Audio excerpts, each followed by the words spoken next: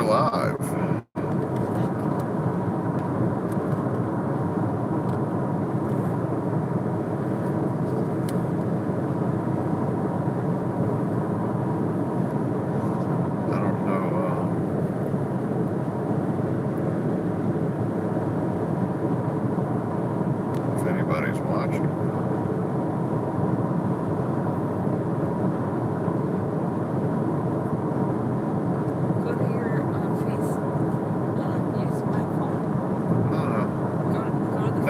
It's fine. It shows me if anybody's watching and nobody's watching. So. Well, go to the Facebook fan group on Facebook. Oh. And say we're on.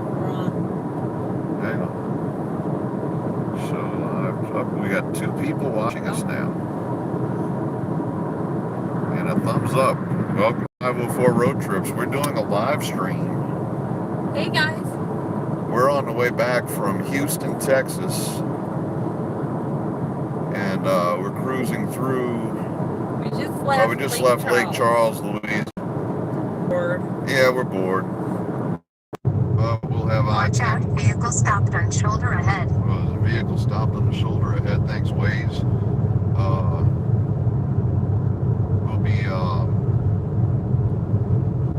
We'll be publishing video of U.S. Highway 90 West from where we left off in Morgan City, Louisiana, all the way to Beaumont, Texas soon. And we'll have I-10 East from Houston to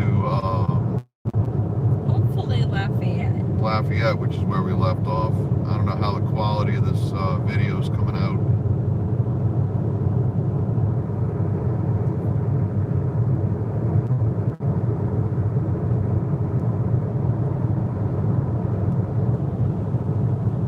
Watching, say hi, send a message so I can see, because I have no idea how this works.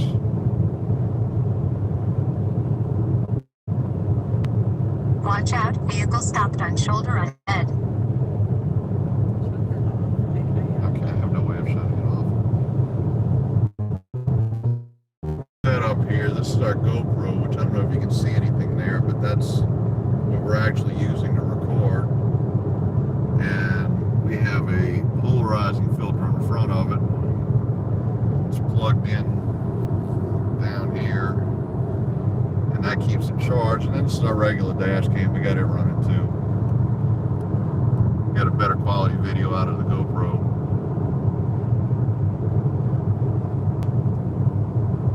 So somebody who's watching, send me a comment. Tell me how the video looks, if it's choppy or if we got a bad connection. And I assume that if you send a comment, it's up. All right, what are y'all doing in Southwest Louisiana by Neff? That's we're coming from Houston, and we're heading back to New Orleans, Neff.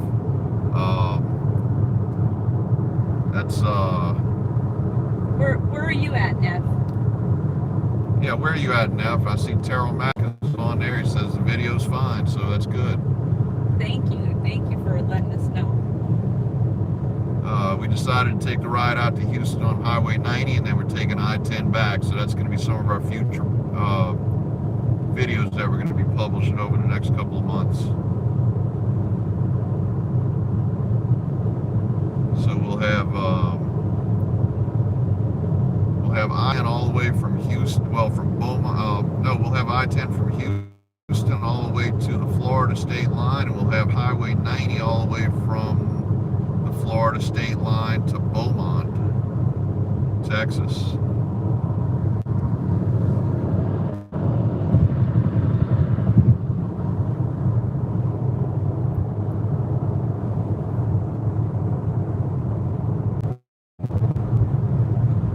Exit there for a second.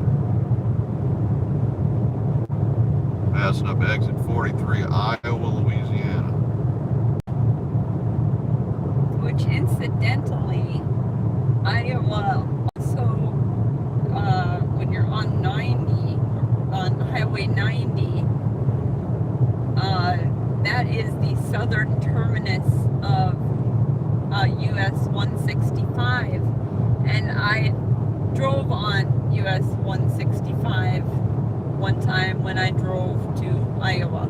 The state of Iowa. The state of of Iowa. So Yeah. US 165 starts in Iowa, Louisiana, and goes up to the state of Iowa, which is very interesting.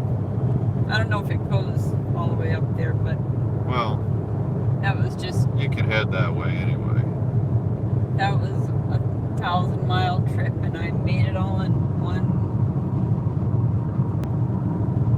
very long day. But as we were saying, it's 87 degrees and sunny here, so I think we got good video conditions.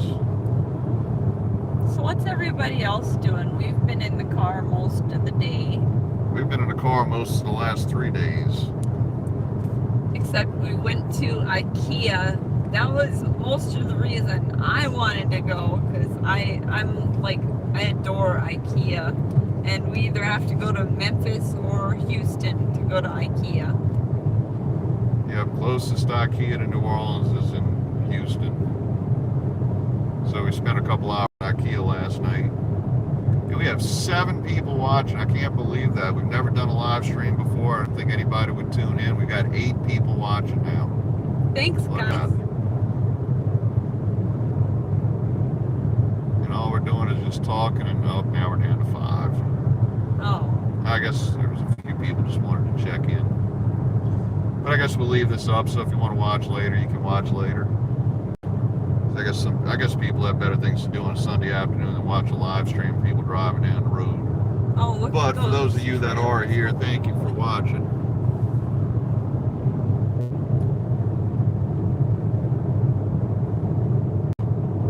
Not too much of interest along this road right here, in between Lake Charles and Lafayette. We just I went believe over. that. We just went over 165. Yeah, that was US 165. We just crossed over there.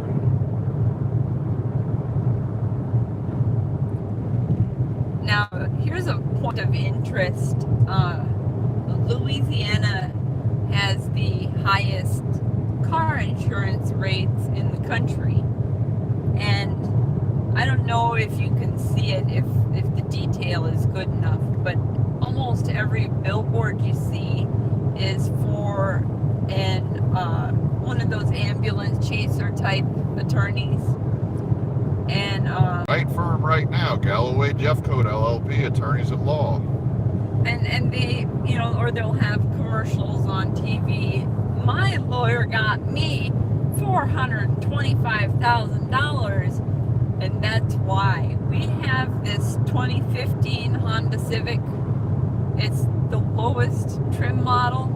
We're both good drivers. We're both in our 40s. We're accident free. We have multi-car discount. This car is costing us $989 every 6 months for full coverage auto insurance. It's insane.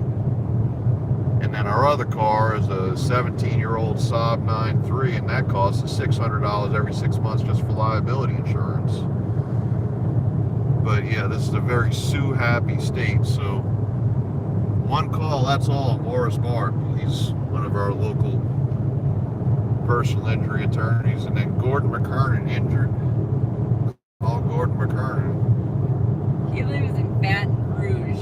When I was a flower delivery person, I would deliver flowers to his wife's house a lot. And let me just say, she was not a friendly person, but her assistant, to whom I usually spoke, she was quite pleasant.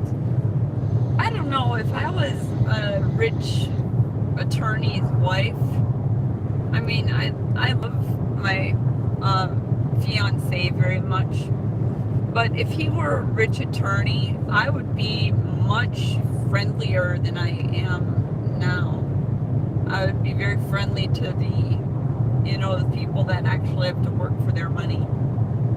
Look over there, there's that grain elevator now. That is right on Highway 90, I believe. That's how close we are to Highway 90 right now. Because yesterday when we were coming up here, we were on US 90 and we drove right by that grain elevator. There's a rail line that runs right along 90. Rice paddies. Yeah, this is rice paddies over here on the left. They're all flooded right now, but then the rice grows up through them. We saw them in different states of being flooded and having the rice completely grown up over them. In fact, right here, all green right there, And I don't know if you can see it on this video, but you can see in the rows that there's water underneath all that. So that's what they're growing out here is rice. Louisiana is one of the, I think actually it is it produces the most rice in the United States. And I had no idea that Louisiana grew rice. Yeah, sugar cane and corn out here. And soybeans. And soybeans. They do that with the crop rotation. In fact, I believe this is soybean right here. I believe you are correct, sir. Because we think we have a drunk driver up No, ahead. just passing. Okay. Well, there's two cars beside me, so I can pass them. I look drunk actually, because I'm checking my mirrors, and every time I check my mirror, I kind of drift. But That's because everyone else is going, well, 2 miles an hour faster than we are. yeah, let's get away from you. And we were actually up to 9 people there for a minute. So thanks everybody for tuning in. I didn't really expect this many people to be watching. For anybody that's just joining us, we're on I-10 heading east. A little bit past Lake Charles, heading towards Lafayette, Louisiana. We're about halfway between. Yeah, about right now. halfway. And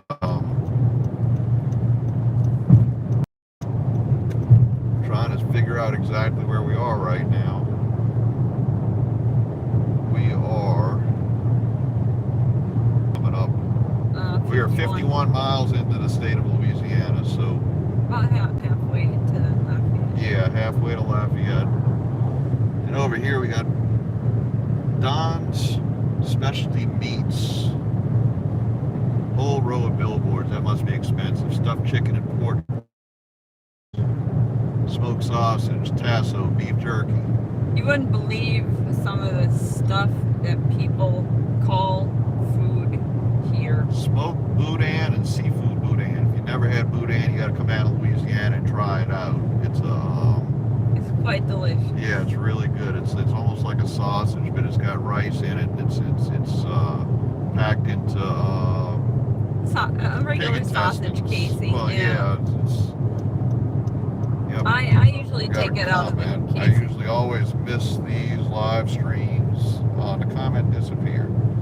How do I get the comment to come back up? Well, thanks for the comment. Yeah, thanks for the comment. We'll have to read it later, I guess. I'm not all that familiar with how this interface works, and if I'm not looking at the screen, I don't see the comment. Ahead. Okay, we're connected again. That was Cajun Communications up Nebraska, I think. Oh, Nebraska. Is that where you're at? Chief Alex says, have a safe trip. Thank you. You know, I'm from North Dakota. Yes, Carrie's from North Dakota. I've been in Nebraska many times. I've driven all the way across it, north and south, and east and west, and it looks just like North Dakota, actually. We actually 2 years ago we went to North Dakota for Thanksgiving, and my partner here has never experienced weather that cold. Well, I'm not. Do we use our names? I don't know. The partner? Partner in crime? Yeah, partner in crime. Partner in crime. Anyway, well, you guys, And everybody knows our you all names. know We're Jason and Carrie. Everybody knows we're Jason and Carrie. Jason and Carrie. And we are engaged to be married eventually. Yeah, someday. Yeah. Anyway, we after my car accident in 2015, we flew up to North Dakota to visit my father, and he lives in southwest North Dakota. You know where the oil boom was. And Jason has never experienced temperatures as cold as it was up there. It stayed 0 degrees Fahrenheit the entire time we were up there. And luckily, I kept all of my cold weather clothing, but he wore my knee-length down jacket that I bought just to shovel snow. That was all that I ever wore it for. And you know, I had my you know, I had my stuff and I was fine. Oh, here's Gordon. 1, 2, 3 Gordon. 5, 6. Yep. Anyway. Look at the way people are driving here, though. That's why. Yeah. This is where you're likely to get in a wreck. But it wasn't windy, and that was the big deal. It doesn't, as you know, 0 degrees. I think the coldest it got was 9 below. Doesn't No, it stayed right around 0 the entire time we were there. But there was no wind, so it really wasn't that bad. There was no wind, so it wasn't as bad. Which is apparently highly unusual for North Watch Dakota. out, vehicle stopped on shoulder ahead. Thank you, Waze. It's apparently very unusual to not have any wind in North Dakota, but it wasn't windy. It wasn't windy, so it really wasn't that miserable for me.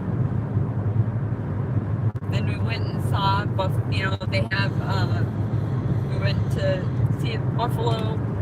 They have lots of buffalo.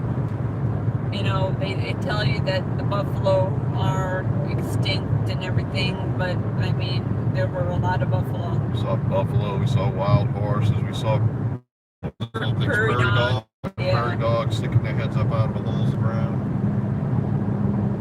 I'm going to show a couple of things that we've done here. This dash pad here is black fleece, so we just bought it at a fabric store, doubled it over, I cut it out to fit the dash, and then Carrie took and put it on the sewing machine and sewed it up on all but one edge and turned it inside out. And what this does is this eliminates a reflection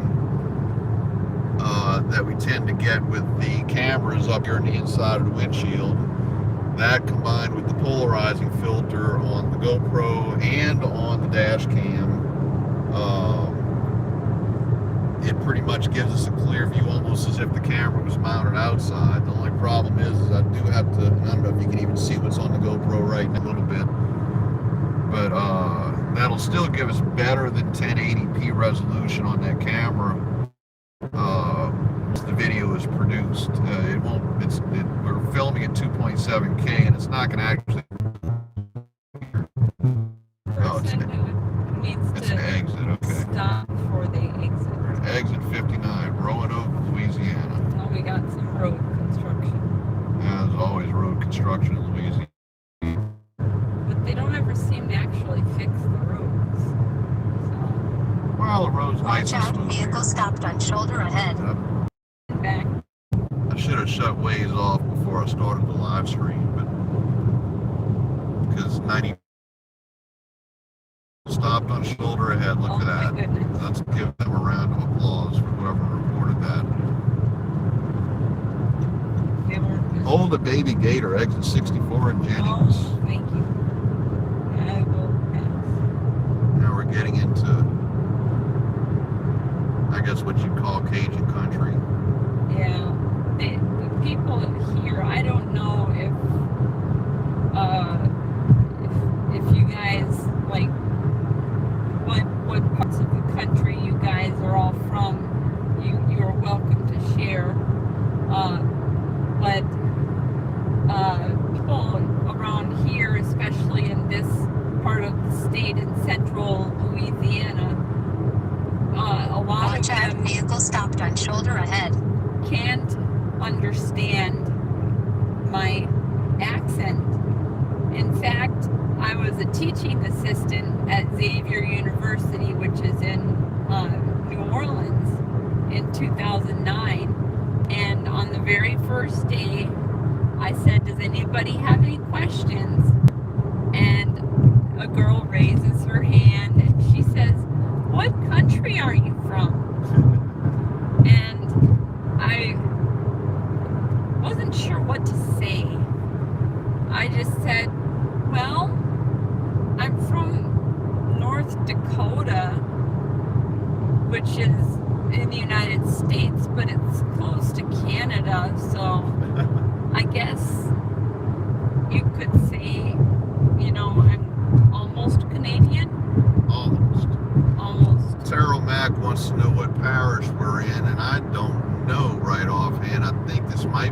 Cameron. I think you're right. Or it might be, we're getting close to Acadia Parish, I know that much. But I haven't seen any, I haven't really been paying attention. I haven't seen any of the signs on the side of the road as, 44 telling miles us what from parish we're in. Lafayette right now, so I know we're not in Lafayette Well, Parish Lafayette yet. Parish is, and then on this side of Lafayette Parish is Acadia Parish, so we might be in Acadia. And ladies and gentlemen, Mr. Elton Jennings. Had to say that. Goodbye. I say that every time I drive by that sign. Norma Jean. You know me, I gotta sing. Drives chasing nuts. So yeah, we're approaching Jennings, Louisiana. That's on the right-hand side of the interstate. I believe Elton is on the north side of the interstate to the left.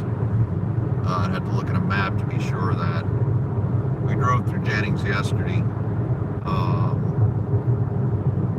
on Highway 90, which is a neat little town. Yeah. That's Jennings over there, if you can see that. We've just entered Jennings right now. Past the Jennings corporate limit. And Johnny says, "What's up?" What? Whoa! Stupid! My God! Wow. What's up, Johnny? Johnny? How you doing? Is this Johnny? That's Johnny V. What's up? And I guess he's probably out in Biloxi right now. That says the rent's up. Yeah, that's about right. Rent and taxes. Yeah, that's life.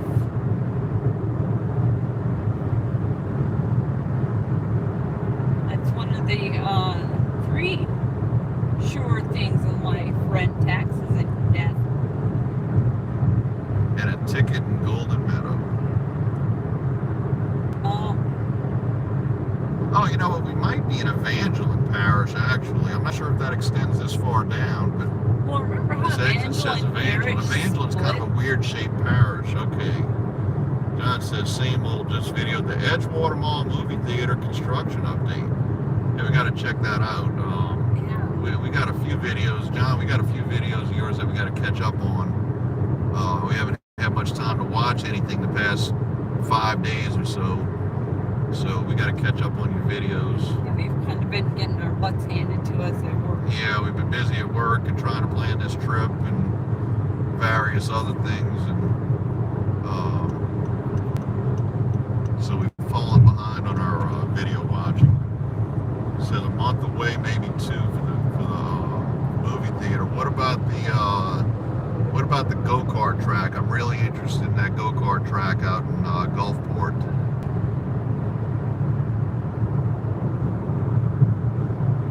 I think that'll make for some good video for both of us. Yeah.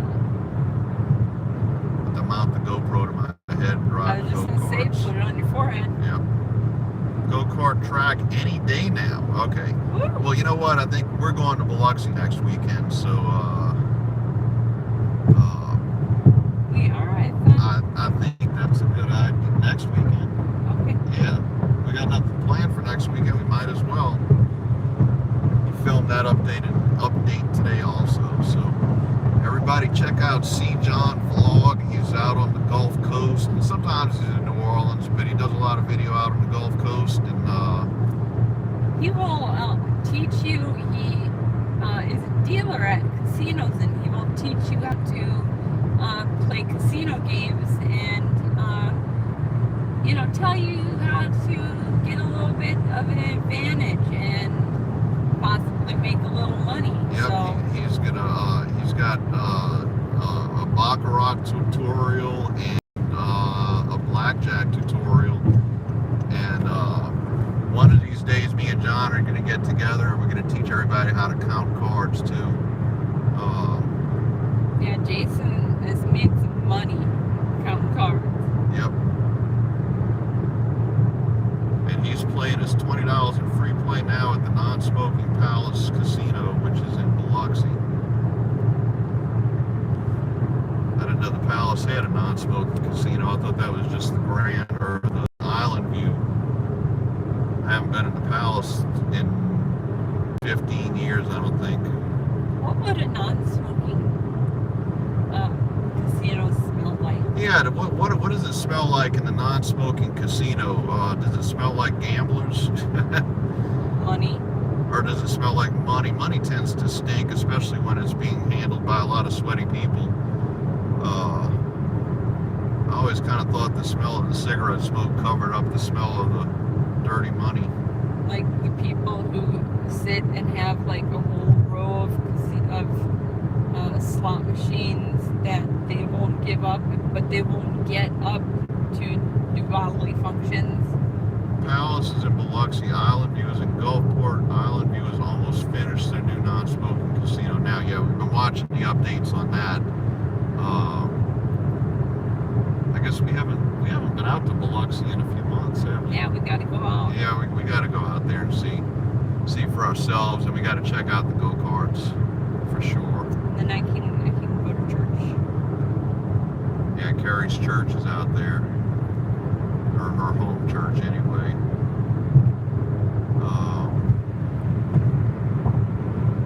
But yeah,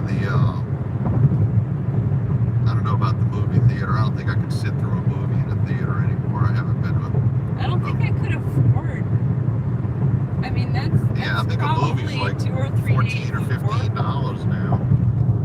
It's got three or four updates in Island View non-smoking casino. They said summer. Yeah, we've seen several of the updates on the Island View. We have been watching that. Oh, he's saying $9 to $10 for a movie. That's for a regular movie, or that's for the matinee, or what? Because I know the matinees used to be cheap. So the last time I went to a matinee, it was like $4 for a double feature, but that was in the 90s. $11.50 at night. That sounds about right. That's, especially if the movie is not good, that's too much money. Well, there's a monopoly on movie theaters now. AMC has just about all of them. I don't know. I'm not willing to, unless I'm absolutely certain it's going to be good, I'm not willing to risk it. Yeah. I'm so cheap. But then the Rice Palace at exit 80. Well, the snack bars are overpriced. That's where they make their money. They're not making anything on that $11.50 you pay to get in, because they got to pay that in royalties for showing the movie. They make they got to sell that 50 cents worth of popcorn for $12 in a container that's bigger than any 5 people could eat. The Rice Palace. Would you guys want to see the video of the Rice Palace? Because I've been looking for a specific kind of Louisiana long grain rice, and I can't find it in the stores, but I bet they have it at the Rice Palace. Anybody interested in seeing that? Yeah, the Rice Palace is some sort of thing up here at Exit 80. Exit 80. We just passed mile marker 73, so it's probably... Yeah, some miles ahead is the Rice Palace. I don't know if we don't have time to stop at the Rice Palace, so it's going to be dark soon. Okay. We have to make it to Lafayette, but before it gets dark, because that's where we want to get our filming to for YouTube. I guess. Okay, come out here. We're coming back out here probably Memorial or so. Or else I might come out here by myself and just get some rice, and I'll film it myself. So for those of you just joining us, like John here, we went to Houston. We took Highway 90 all the way to Houston, and we got video all the way to Beaumont. Then we ran out of film, which means that one of our SD cards failed. Fortunately, it was the last one that we put in, because GoPro goes through the SD cards pretty quickly. So we have video on Highway 90 all the way to Beaumont. We stayed in Houston overnight. We booked a room at the Doubletree by the Galleria in Houston. Oh. And now we're Hilton Gold members, which is something that... Wait till you see that. Oh. We've been working our way towards Hilton Gold for a year. That's why we always stay at Hilton Properties. And we managed to get Hilton Gold, so we checked in, or we booked a regular king-size room at the Doubletree, which was relatively inexpensive, and they upgraded us to a 2-room suite with a kitchen and a balcony. So we'll have a video coming up probably next Saturday of the hotel tour of the 2-room suite at the DoubleTree. So that all the money we spent on hotels last year is finally starting to pay off, and we've actually got points now, so we can actually get a free room about once a month for the next, well, pretty much indefinitely. We didn't use any points this time, but we will be using them in the future because we spent way too much on hotels last year.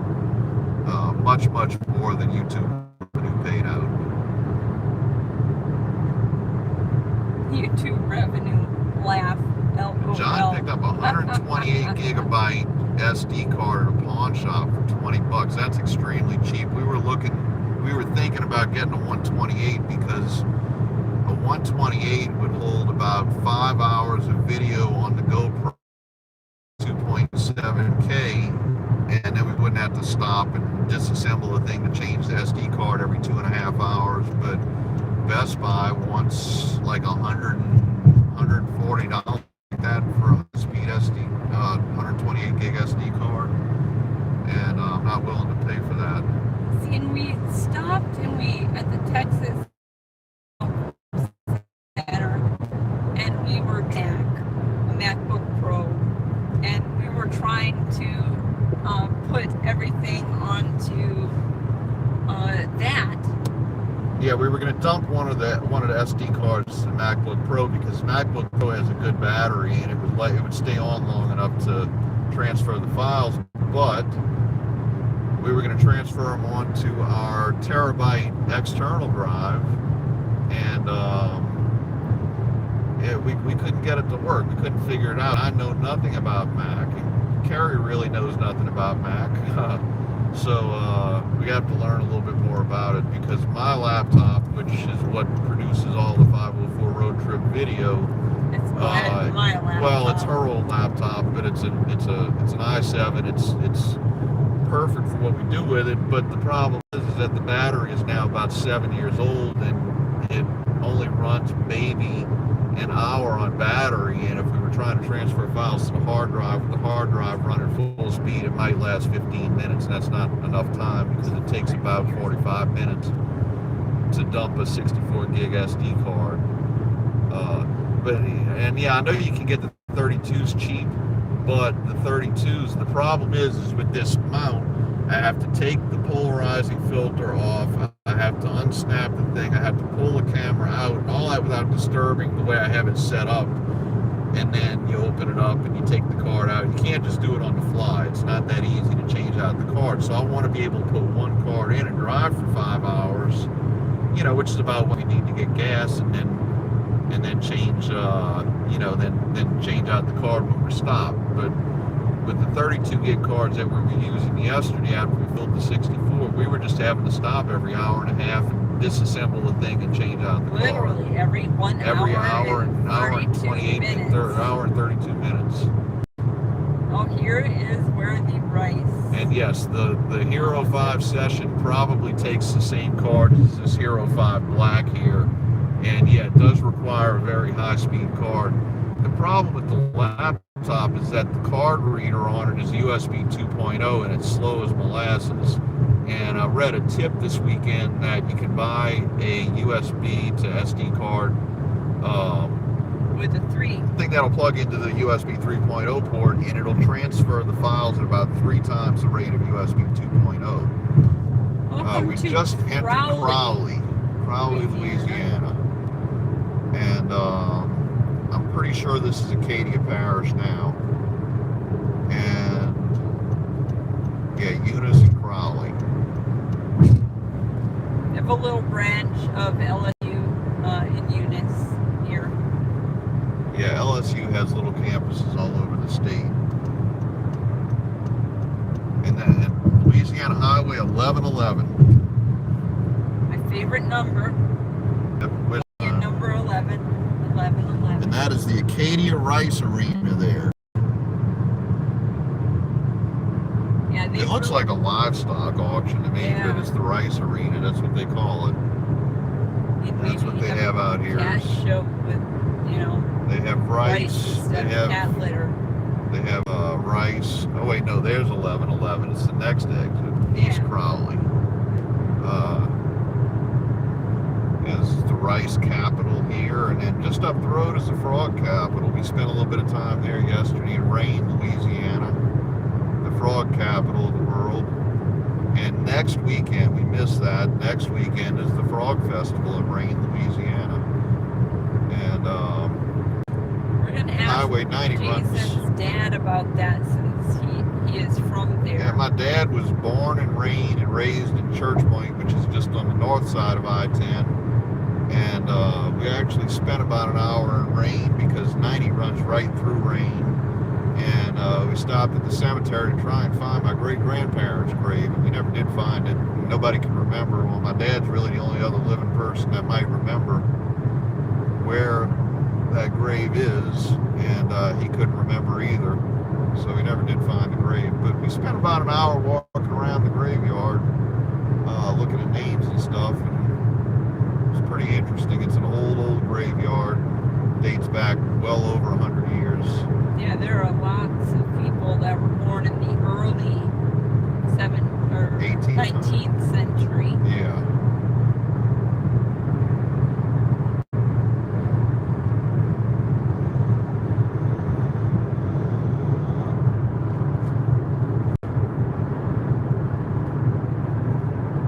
So if anybody out there that does these dash cam videos is interested in, if you have reflection from your dash and you're interested in one of these, one of my little dash covers, drop us a line. Send us an email, 504roadtrips@gmail.com, if you want to get a dash cover like this. And this, like I said, is just fleece. And I got that idea from Freeway Jim. He told me that he bought a fleece blanket. He bought a fleece blanket at Target, and he lays it across his dashboard and it gets rid of the reflections. And I went to Target and tried to find a fleece blanket and couldn't find one. Of course, we don't use blankets down here because it's hot. So that may be something that is more available up north. And I wound up just buying a black towel for $4, and we used that for a while, but it didn't stay black for very long because the sun kind of bleached it out. And so I went to Joann's the other day because I had a 50% off coupon because I shopped there way too much. yeah, Wanderlust has a 2-tier dash, and he says that the towels aren't going to cut it this summer. What kind of car drive? What kind of, you got a truck, don't you? What are you driving?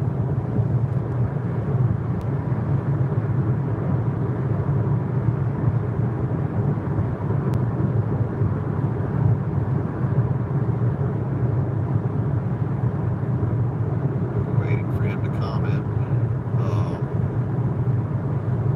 A Mazda CX-7. Oh, that's that SUV. Yeah, it's an SUV. Okay. If you want, we can.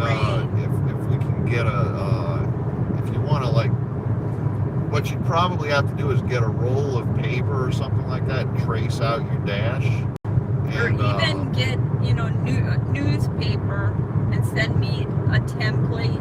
Yeah, of your dash. stick some newspaper together and lay it out across your dash and cut it out, and we could actually make you one of these things because this really has worked well. It gets rid of of course our dash is gray and it reflects, and although you do get reflection off the black, you don't see it on the camera, but when you throw a piece of white paper up on the dashboard, you can see the reflection in the camera, and that's when you tune the CPL filter. Now, if you don't have a CPL filter, I suggest you get one because that alone makes a huge difference.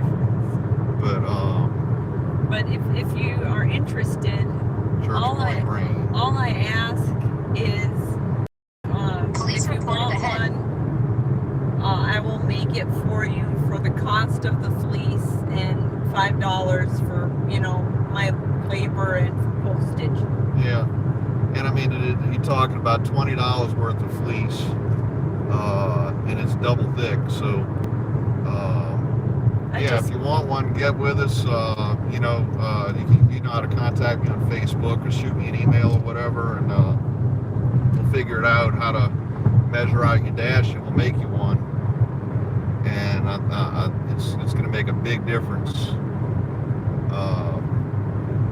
with those reflections. But I mean, you can see right now that there's no reflection in the dashboard. If we put something on the dashboard, well, actually, right now, I guess with the angle of the sun, you're not really seeing it. Either that or the iPhone has a built-in polarizing filter, but that's invisible in the camera with the polarizing filter. But that one little square thing right in the middle of the dashboard was always visible in the camera. We don't know what that thing is. Yeah, I don't know. for. It's a plug. It's a delete plate for something, probably alarm related or something like that. That no matter how I tuned the polarizing filter, that little thing was visible in every shot, and it was really annoying. Plus, you'd see the hump here because we have the two-tier dash with the the speedometer on top, and that was, you can see the outline of that in the windshield. So that's what the black cover really gets rid of.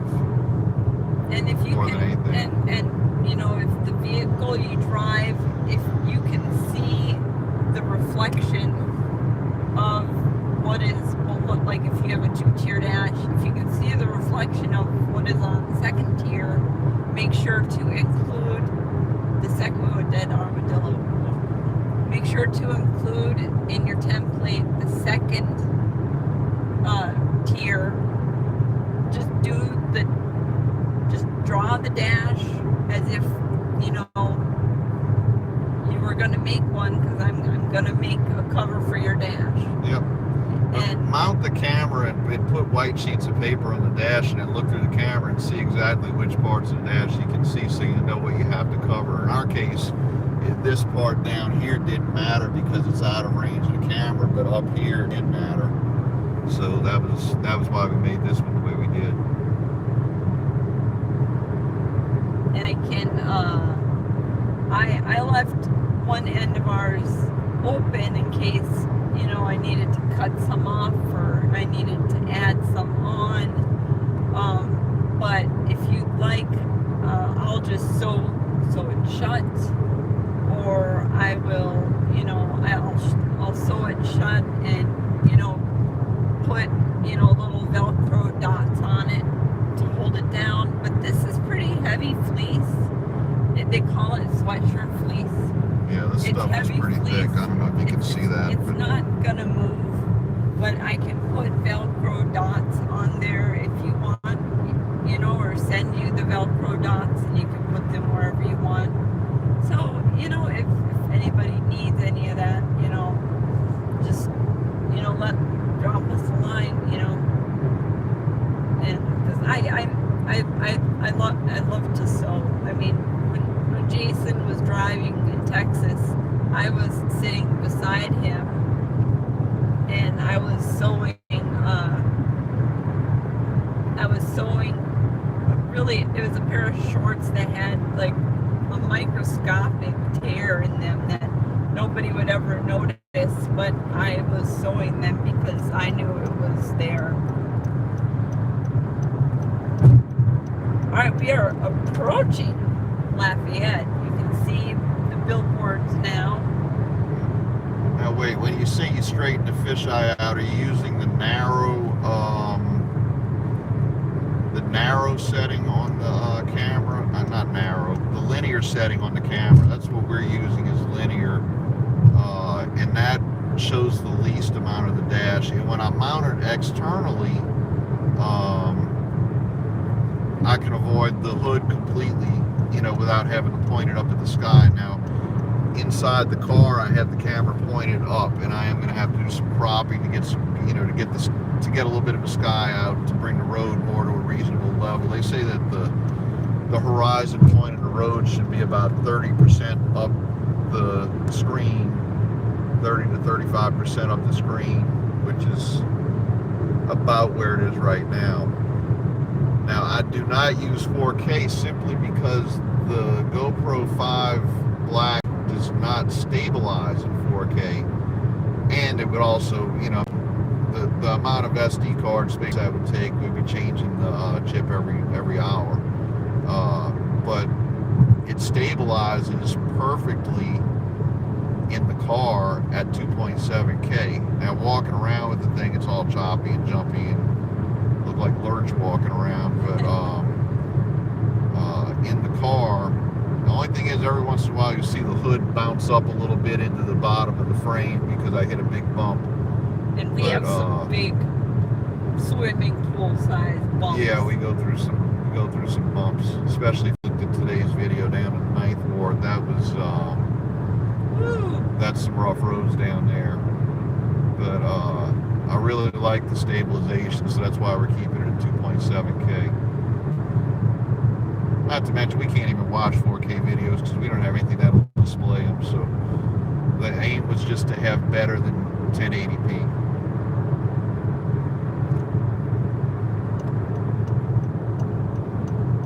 Yeah, I figured the 1080p in linear setting, I just wanted it to be better than the black box does, because the black box is 1080p. But you know, the black box is not stabilized at all. Stopped on shoulder ahead. So the black box is going to be a little shaky, and I have to do some manual stabilization. And Roadway Wiz just joined us from Fishkill, New York. So hey, Roadway Wiz. We're finally doing a live stream. I'm driving. And He's Carrie's letting me driving. drive. I'm letting Carrie drive. I was starting to fall asleep at the wheel, so I got in the passenger seat and started live streaming. So yeah, we got 7 people watching. This is way more, 8 people watching now. This is more than I thought I'd ever 4 miles west of Lafayette on I-10. Let's see if we can get it to double digits. Who's gonna be number 10? We're in Scott, Louisiana. Yep, we're getting into Scott, Louisiana. This is the outskirts of Lafayette. I used to come here to administer ham radio tests. Yeah, for anybody that doesn't know, Carrie is a ham operator, and she is an amateur extra, right? Yep. Yep, Carrie's an amateur extra ham operator, and she's actually been involved with, you know, doing the testing for people who wanted to get their ham license. So, now she hasn't really been doing a whole lot with ham, but they don't have a very active group. yeah, we don't have a very active community here. I've been trying to get her to get the radio out. Bring it with us on our trips. we never think about doing it. Oh, and welcome to Lafayette, guys. Yep, we're getting into Lafayette, Louisiana.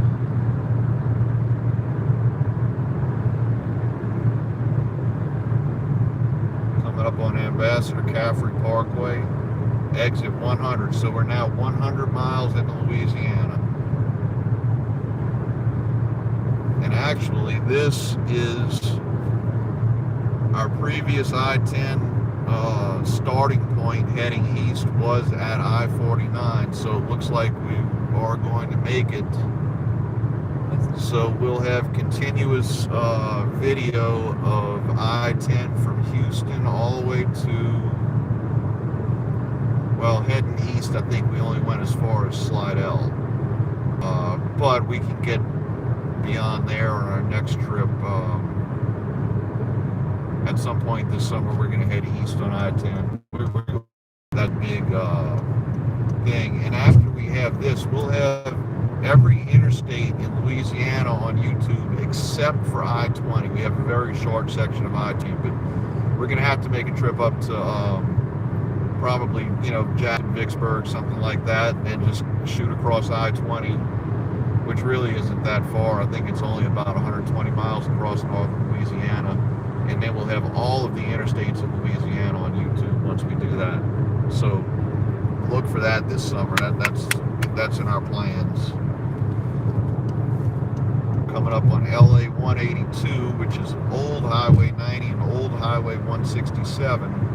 Which We have, and also Roadway Wiz has those too, doesn't he? yep, I think Roadway Wiz did some of that. And Roadway Wiz has to run. He says have fun and have a safe trip. So we'll see you later, We Dan. will see it.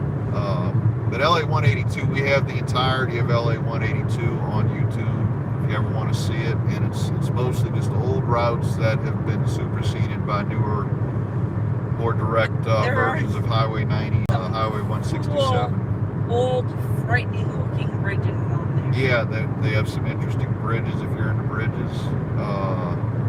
Bridges that I wouldn't walk across, much less drive a car across. And yet we did. And yeah, we did. So we're in Lafayette now. Yeah, we're in the heart of Lafayette.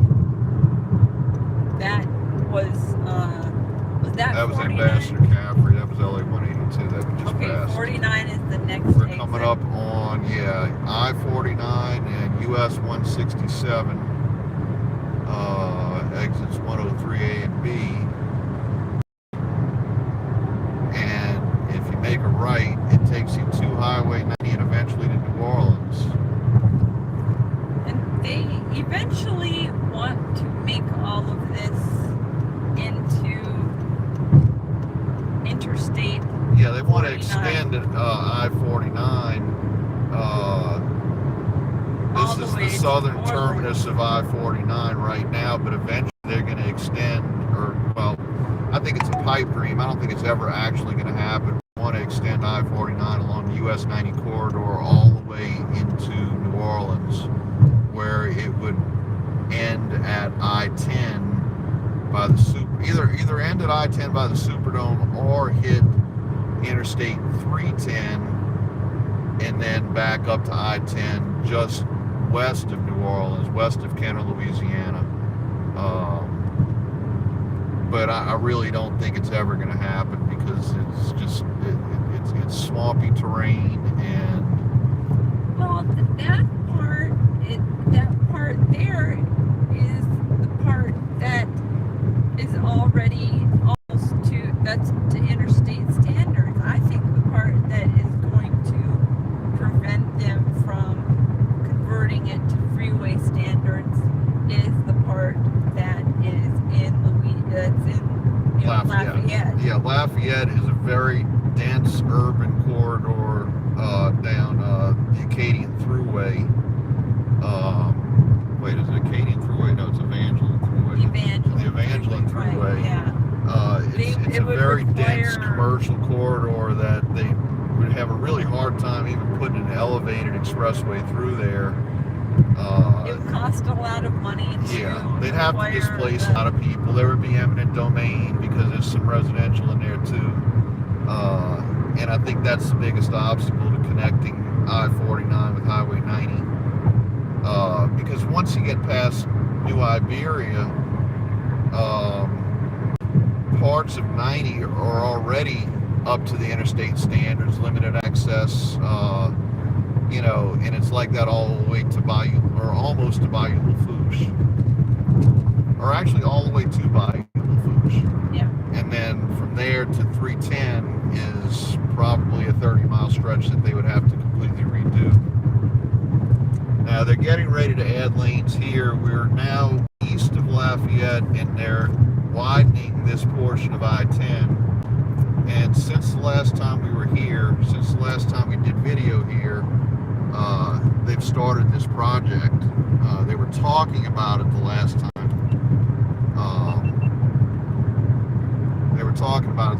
We came through here, which was, I guess, about... It's been a while. It was about a year ago. Yeah. So... They would like to eventually widen this. This is a 26-mile stretch that goes over the Atchafalaya. Is it Basin. Atchafalaya The Atchafalaya Basin, yeah. Which is the Atchafalaya River, it's right. the Atchafalaya Swamp. But there's no real way to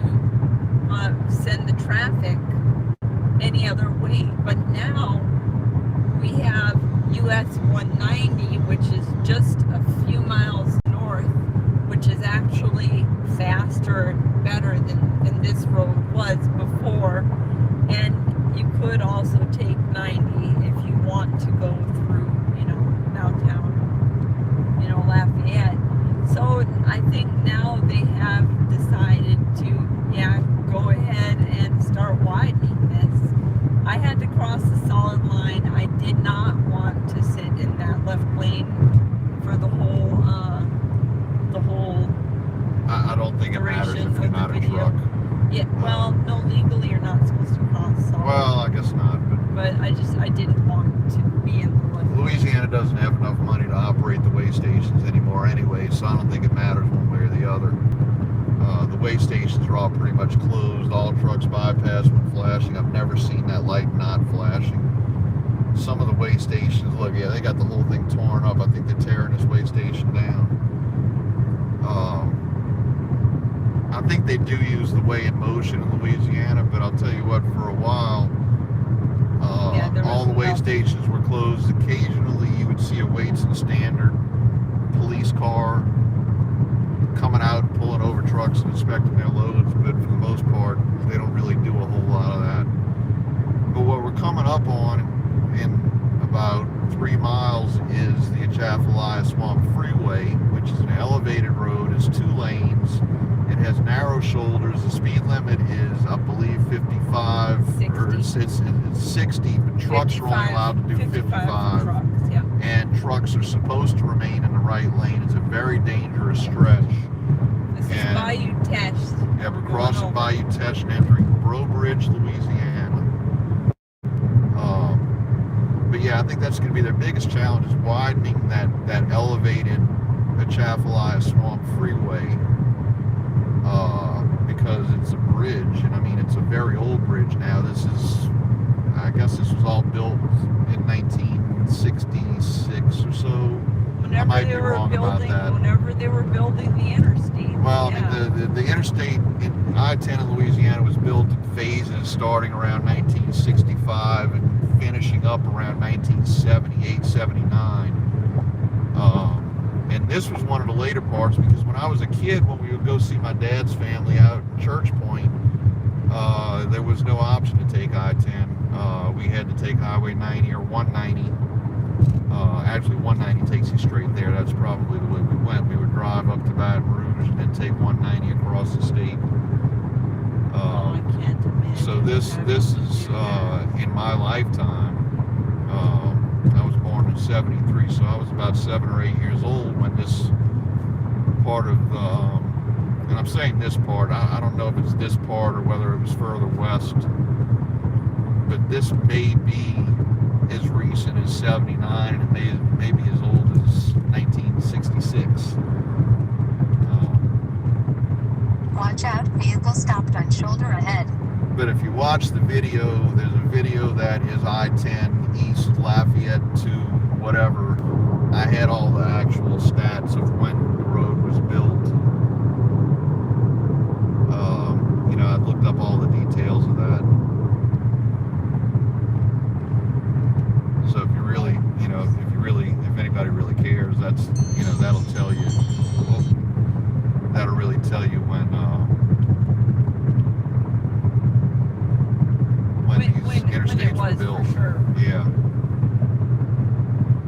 I know I-49 was the last part of the interstate that exists now in Louisiana, that currently exists in Louisiana. That was the latest part. There are parts of I-49 that are up in Shreveport that have just opened within the past year or so. Neff started to say something that said messenger tracked. Right? I don't know what that means. Neff Kitchen. Yeah, he did that earlier too. No, but it said messenger tracked. I don't know what that means. Maybe he canceled it or something. It's okay. What were you trying to say, Neff? We didn't get that, whatever it was.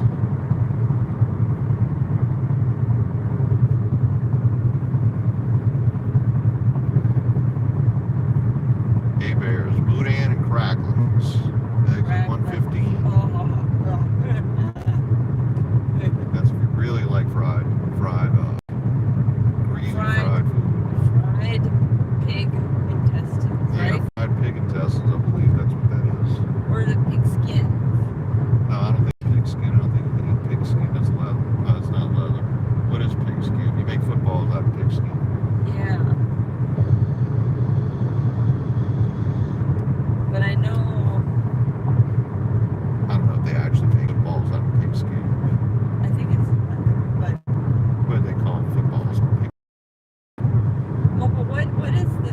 what is it when you make use the pig intestines and you don't fry it? And Sausage casing. no. It stinks. You have to clean it out. Oh, chitlins. Chitlins. Yeah, that's Just the thought of that. excuse me. That is soul food. And yeah, I used to work with somebody that used to bring chitlins in a Tupperware container and heat them up in the microwave. And boy, does that stuff stink. Oh. I've never had the balls to try it. You know, but from what I hear, it's good. Neff says when I was a kid, we used to drive all the way to Laplace to get on I-10 to New Orleans, and yeah, that's true. It was built in phases, and yeah, as recently as the late 70s, you couldn't just drive all the way across Louisiana on I-10. And I-49, I mean, there's sections of I-49 still being built up north of Shreveport. We've covered that in videos. But as recently as the late 80s, I-49, you couldn't even get to Shreveport on I-49. If you get a chance, actually, look at street view and an overhead view of I-49 up in Shreveport. And they're probably going to be different from each other. And they're probably, you know, I think the raised part, that's part of the loop that's connecting to 20 going towards Dallas, that's coming south. I think that may be done now.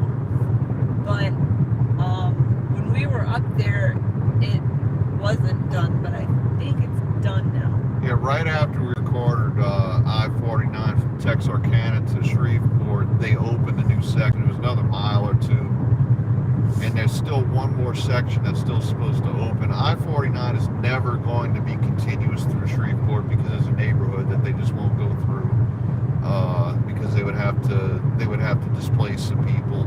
So I think eventually it's going to connect with the 220 loop up there, and that's how it's going to become a continuous interstate. But it's not going to be a straight shot. Yeah, there's a 4-digit. Yeah, there's a 4-digit state highway 31 something that forms the southern part of the loop, and I think they're going to make that into interstate, and that's going to just carry I-49 down. Because the part where the place that they want to. Cajun Communications has to run. Thank you for watching. We'll see you on YouTube. Thank you. All right, so we're getting up to the elevated portion of this, and it's trucks right lane next what did it say, 12 miles? Didn't say, but You know, there was a sign back there. I think it said trucks right lane next 12 miles, and this is where the speed restrictions go into effect. A truck in the left lane. He's trying to get in front of this truck in front of us, I think. Yeah, the speed limit is 60 for cars, and trucks are supposed to stay down to 55. And look at this road. There's almost no shoulder on the left. Yeah, it's got a 3-foot shoulder on the left, and then it's got a standard size shoulder on the right, but it does not run the entire length of this bridge. And we're glad you're enjoying the trip, Neff. Thanks for watching. Yeah, this is something we might try to do a little bit more often as we do our road trips out of town. You know, since why not? You know. But you guys get to see them before everybody else. Right yeah, now we're going over the Atchafalaya Basin. See, there's a swamp. Yep, that's it. That's the swamp, the delta of the Atchafalaya River, I guess. It's much prettier than it is in the winter, and I think we may have gone over it in the winter when we did the actual video. Yeah, in the wintertime, all the trees are bare, and it's not really much to look at, but, you know, now it's all nice and green. There's a lot of willow trees and cypress trees out there, and some pine trees, too. I guess the pine trees grow where there's dry land, and the cypress trees come up where there's water, and same with the willow trees, they can grow in the water.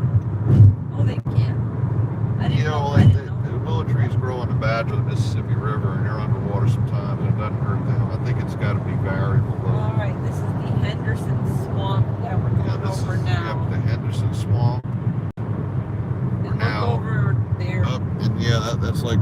just wide open water over there with cypress trees sticking up in the middle of it. The water is really high everywhere. Yeah, right now we Around are, here. all the rivers that come down from the north are still in flood stage or you know, close to it anyway because of the melting snow up north. And soon April will, we get all the way through April without any heavy rains, which is unusual, but you know, the rains that we Yeah, tend to we're get in actually April kind of and in May a tend to drought. cause the rivers to flood even more. So everything where there's water flowing from up north has a lot more water than it normally does.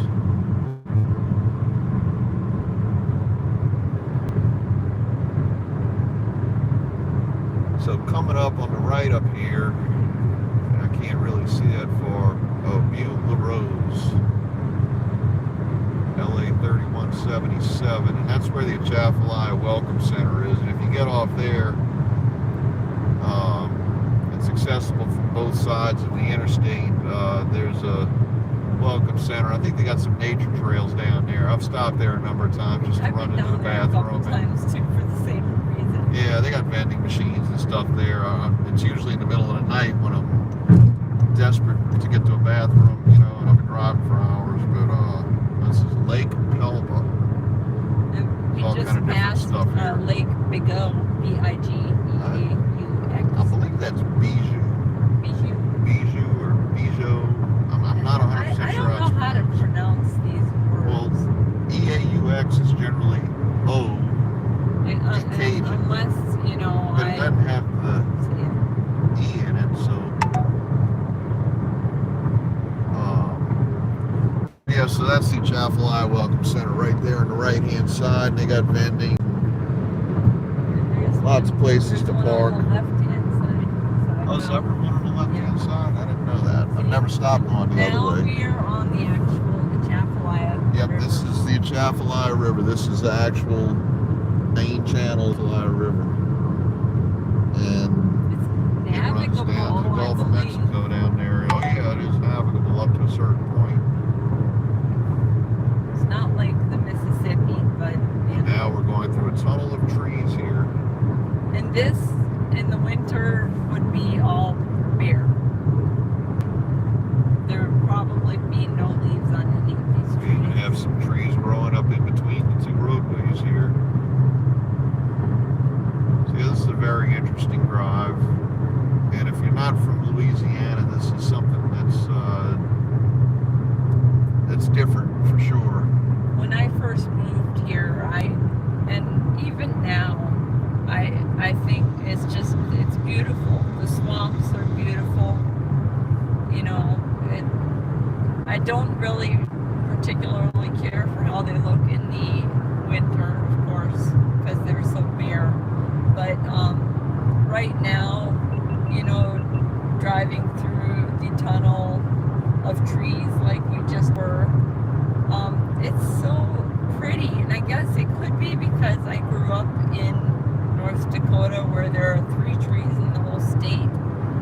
But I mean, it's gorgeous. You know, you see they have places where they have, you know, oak, you know, 100-year-old live oak trees that have Spanish moss hanging from the branches. Some of them are 300 or 400 years old. Right. Like on the LSU campus, they have an area right behind the student union, and sometimes I'd go back there and do homework. They had benches, and it was such a pleasant place to be. You know, you'd be in the shade. You know, it could be 90 degrees, but it wasn't actually that, you know, bad. But I can't imagine them. They were just the bridges look obsolete. If you could see how pilings are, you know, the way I'm looking at them from the side. I don't know if Jason can turn the camera. You can't really Yeah, see you can't it. really see it. But the thing is, a lot of bridges in Louisiana, including this one, are considered to be functionally obsolete. these bridges were built with a life expectation of 50 to 60 years, and this one's probably not, because I really don't. I really think this bridge was built in the 70s. Now that the more I'm thinking about it, but we have bridges in Louisiana, and some of them are on the interstate that date back to 1965, and they are considered to be functionally obsolete. Now they still Are you pass talking about inspection. the Wilkinson Bridge? Oh, Wilkinson Bridge in Baton Rouge, which crosses the Mississippi River. Whiskey Bay. That's something. But anyway, yeah, the new bridge in Baton Rouge is, I believe, is classified as functionally obsolete. It still passes inspection. Or Iberville Parish. Iberville. It's Iberville. Iberville.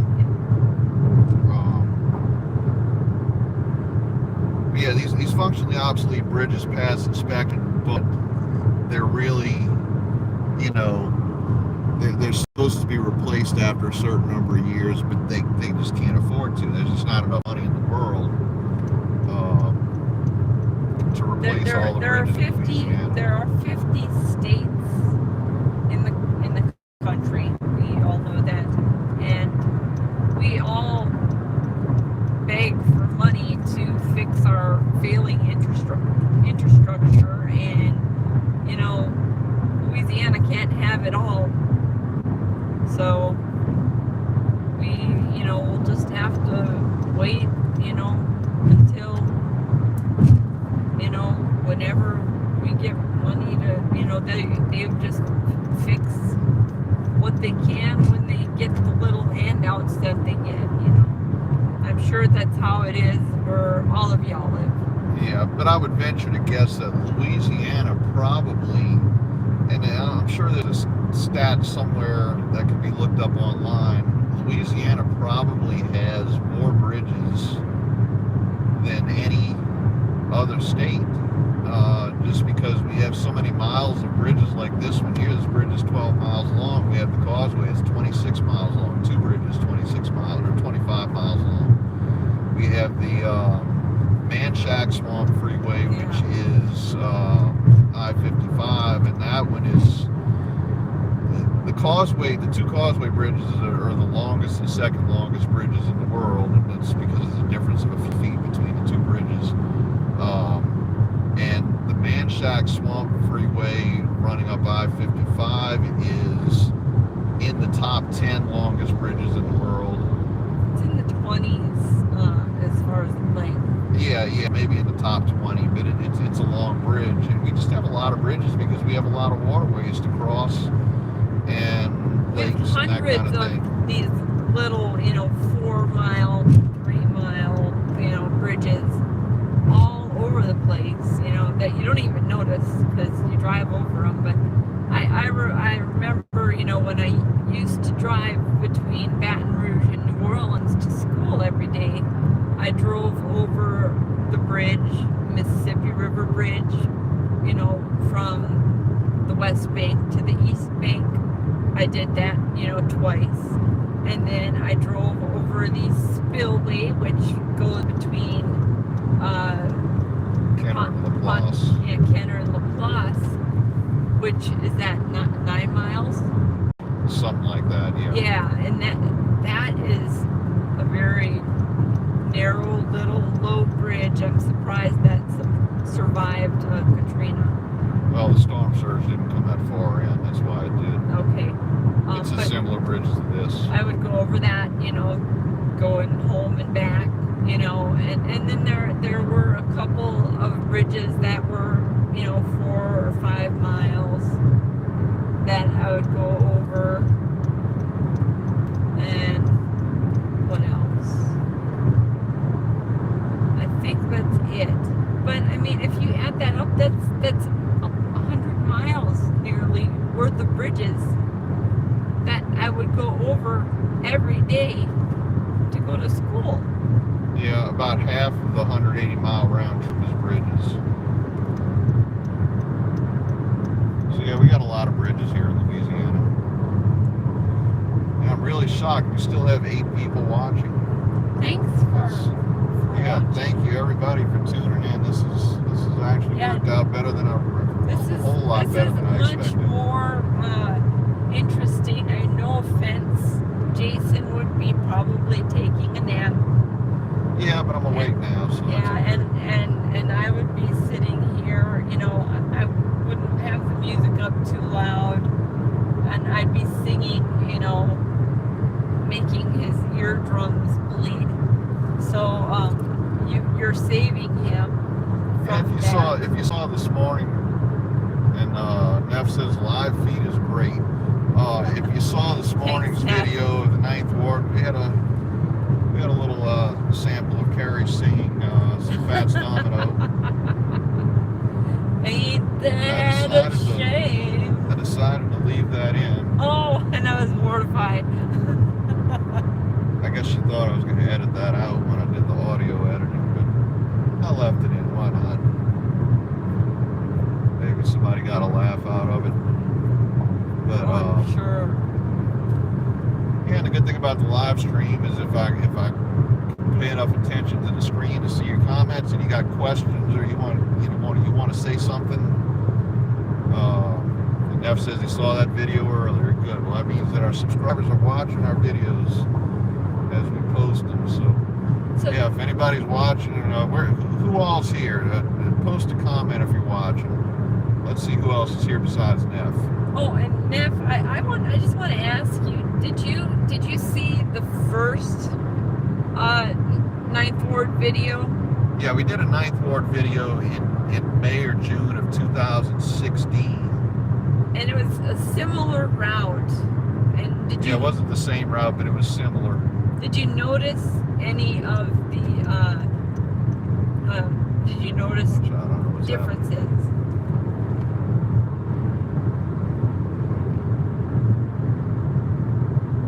Nobody else wants to comment, I guess. Okay. One of the things about what's coming up here is Louisiana Highway 3000. In 1955, Louisiana renumbered all of their state highways because it was just a jumbled up mess. And all of the existing state highways got 1, 2, and 3-digit state highway numbers. And then every new state highway number that was assigned after he doesn't know if he's seen that video. Check it out. It was a detour. But anyway, so Louisiana 3000 was the first state highway that was numbered after the 1955 highway renumbering, because all of the new numbers after that began with 3 and had 4 digits. So 3000 was the first new highway number assigned after 1955. And we just passed that up, and that goes to Rama and Maringouin. I'm pronouncing it wrong. Maringouin. Yeah. Maringouin is a Cajun French word for mosquito. Is that one that we had to call somebody to find out? We looked up that Cajun girl's. That's right. And we found we did. A lot of times we don't know how to pronounce words, especially when it comes to the Cajun stuff.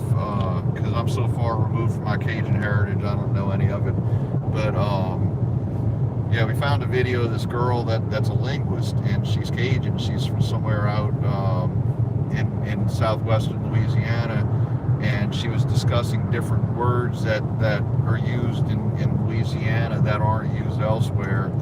And she brought up Maringouin because that is what the old Cajuns called the mosquitoes. That was a commonly used word because we have a lot of mosquitoes in southern Louisiana, especially in the summertime when it gets hot and there's a lot of water, in the backyard. Mosquitoes breed. Yeah. So yeah, they named a town after the mosquito. They didn't name town after termites or cockroaches or anything that I'm aware of. There are a lot of those, I hear. Yeah, but the mosquito is the state bird. Yeah. So, yeah, you're right. next to the pelican. The unofficial. Yeah, the unofficial state bird of Louisiana is the mosquito. But that comes up a lot when we mispronounce a name, and we always catch hell for it when we, we'll get it in the comments that I pronounce something wrong. And we've gone so far as to call small businesses in the towns that we pass through and ask for their address and say, oh, what city is that in? So we can find out how they pronounce it, because we don't want to just guess at the pronunciation. We want to know how the locals pronounce the name of the town. Like this one here, Gross Tate. Yep. And I can't remember what that means. That's a French word. It's something head. Wait, somebody just said, oh, we got a live one here, but I don't know who said it because it disappeared before I could read it. So we're approaching Baton Rouge now on I-10 East. We're 139 miles in the state of Louisiana. Yeah, we're in the very distant suburbs. Oh, was that Phil? Was that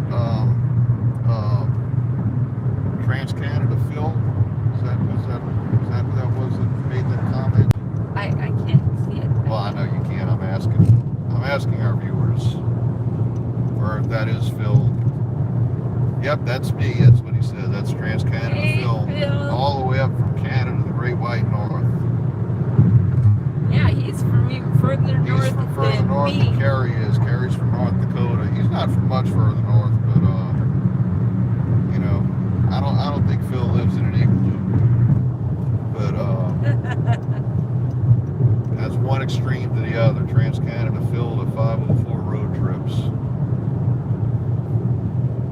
Well, just like me, I lived in North Dakota. He says he's just slightly north of North Dakota, about an hour away. Well, Carrie's from Dickinson, North Dakota, which is southwestern North Dakota, but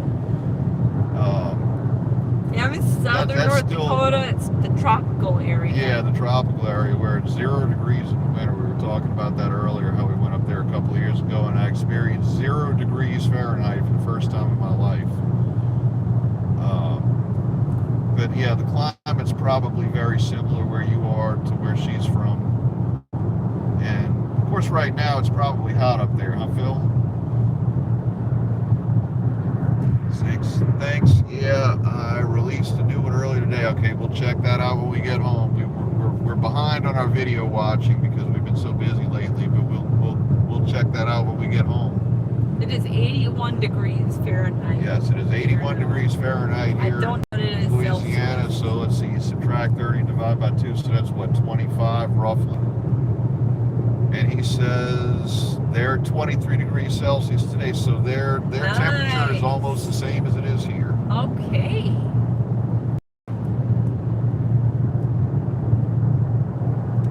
And yeah, Neff is about 45 minutes from here. Where you're in Laplace, I believe, right, Neff?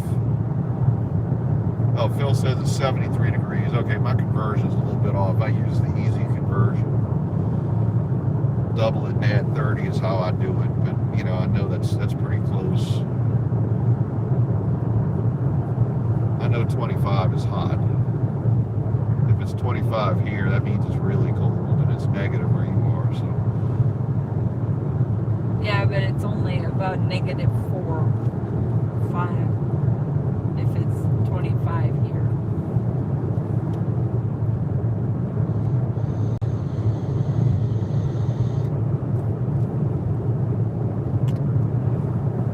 Oh, and we're in West Baton Rouge Parish right now. And look, we are still in what looks to be a forest. yep, the tunnel of trees. Tunnel of trees, even though we are in the the suburbs. Oh, Neff's in Greenwell Springs. Really? Yeah, Carrie's familiar with Greenwell Springs. Greenwell Springs is gorgeous up there, up in Central and Greenwell Springs. We'll have to do a video up there. Yeah, we've never really Pride gotten and into Liberty and stuff like that. We've gotten close to there, but we've never actually been through Greenwell Springs. In fact, I don't know if I've ever been through Greenwell Springs in my life. And I'm We from gotta here. do that. Greenwell Springs Road, it's a long, long, long road. Yeah, I believe we actually talked about doing Greenwell Springs Road. And plus there's a pull apart there. We can see if they have parts for my car. Yeah. Yeah, he says go for it. Okay, well, the next time we're up in Baton Rouge, we'll head over towards Greenwell Springs and We'll send you a message. yeah, we'll let you know. Have lunch or something. And look, for anybody that's watching, we have a 504 Road Trips Facebook fan group, which, we've had 504 Road Trips on Facebook for a while, but we created the group because it's easier for our users to, for our viewers to post.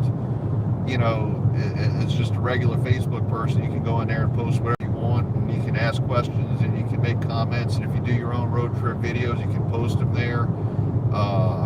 Yeah, that would be cool to watch, and it won't show up as spam like it does on Facebook. Because I've never deleted a post from that page because nobody's ever posted anything inappropriate, and it's pretty much anything goes as long as it's not, you can go in there and talk about whatever you want. And so if you're on Facebook, join it. It's facebook.com/group/504 road trips.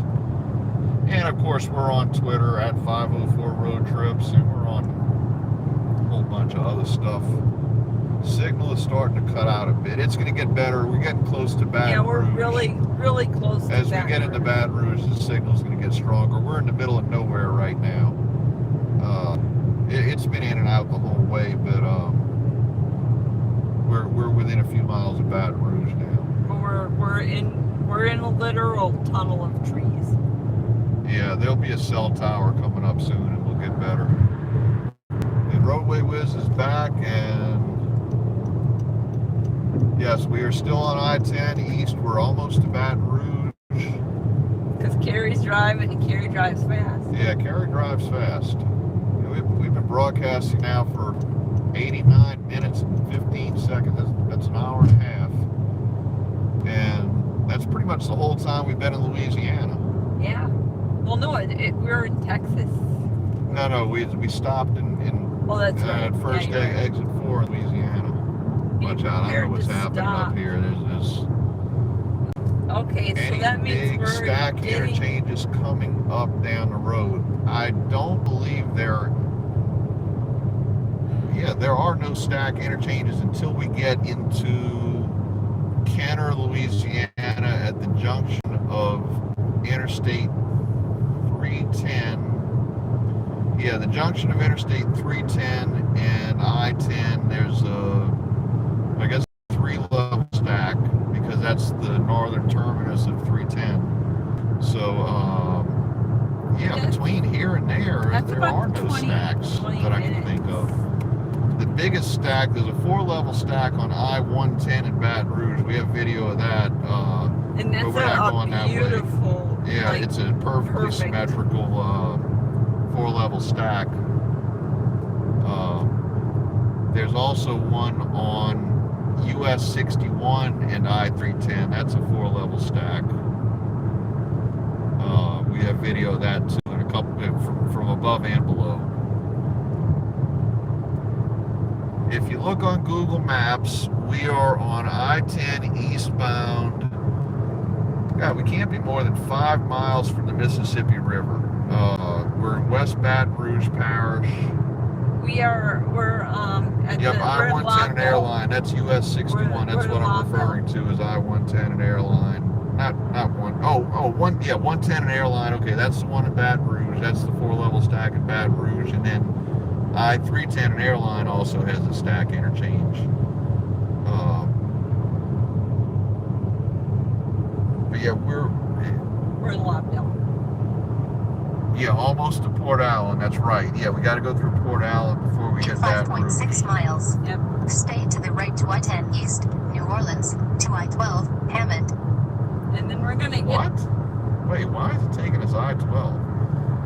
Waze just gave us a strange command there. Well, I'm gonna ignore it. Okay, yeah. So if you see where Port Allen is, we're actually approaching Lobdell, which is exit 151. If you're on Google Maps and you zoom in close, you can see the exit numbers, but it's LA 415. So State Highway 415. And it'll take you up to US 190. Yeah, that connects you to US Highway 190, which takes parallel. you to the old bridge across. The old Huey Long Bridge over the Mississippi River in Baton Rouge. There's 2 Huey P. Long bridges. He built a lot of bridges. There's a bunch of bridges with his name. But yeah, we'll be in Baton Rouge very soon, and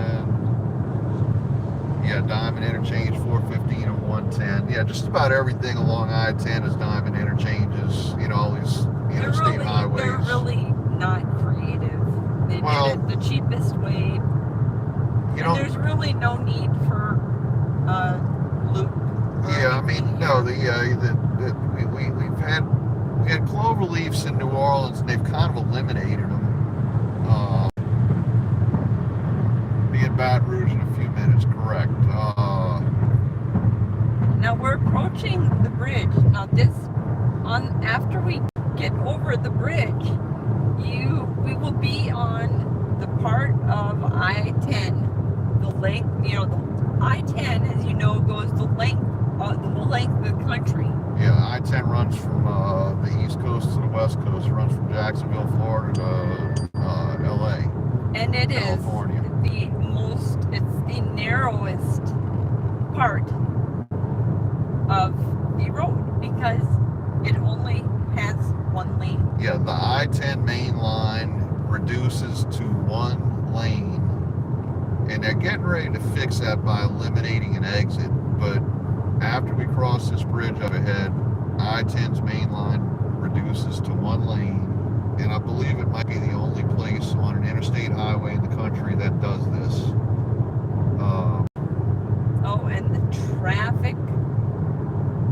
I don't know if you guys saw back there, about 5 miles back, they had signs that say prepare to stop.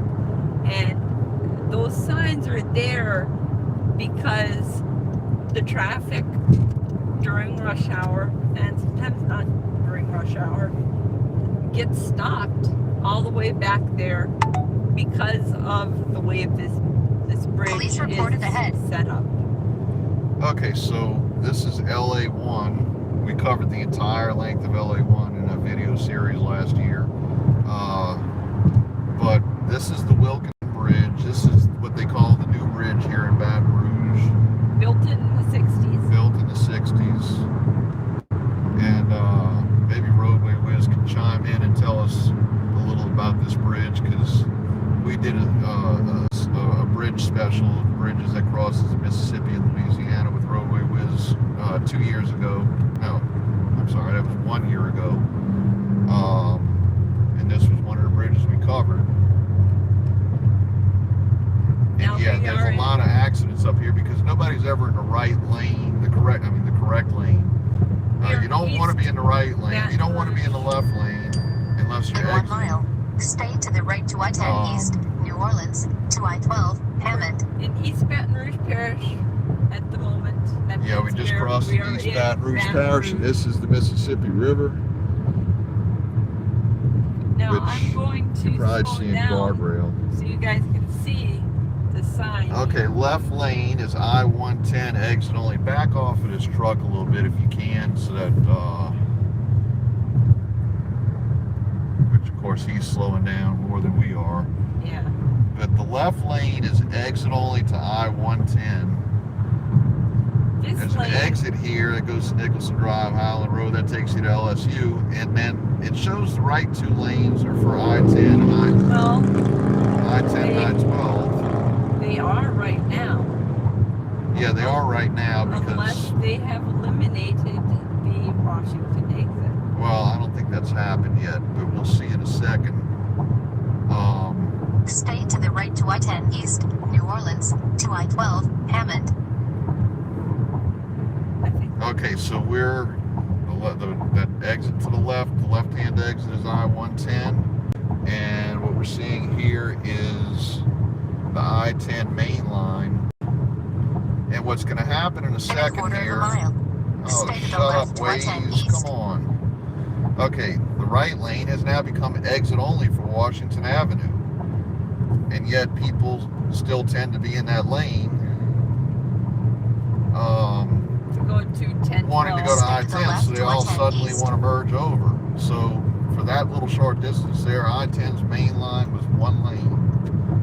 Now I-10 has merged in, and we're back In up to 3 3.5 lanes. miles, stay to the right to I-10 East, Yeah, and New Orleans. I-10 is, I think, when it's coming south at its widest, it's 4 lanes, maybe 3. But I-10 is really confusing. It has, the first mile has exits. 1A through 1J. Yeah. You have 10 exits in the first mile. Some of them are on the right, some of them are on the left. Some on the left, and you have to really know where you're going, which exit you're going to take, what side it's going to be on, so that you can know, to be in the right lane or the left lane. Now, Phil's asking if we're heading, why is this guy changing lanes? Phil's asking if we're heading north now. This is still I-10 east. Without looking at a map, I'm not 100% sure. No, we still should be heading east. Yeah, we're pretty much east, maybe slightly south. Yeah, we stayed on I-10. We didn't get on 110. 110 heads north. So we're on I-10 east at Perkins Road, exit 157.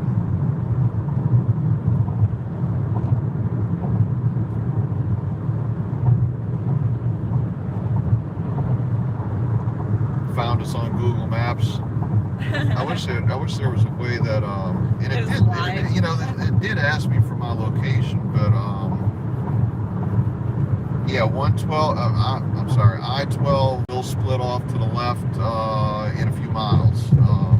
Right now we're about to get to College Drive. Yeah, College Drive is here. That'll also take you towards LSU.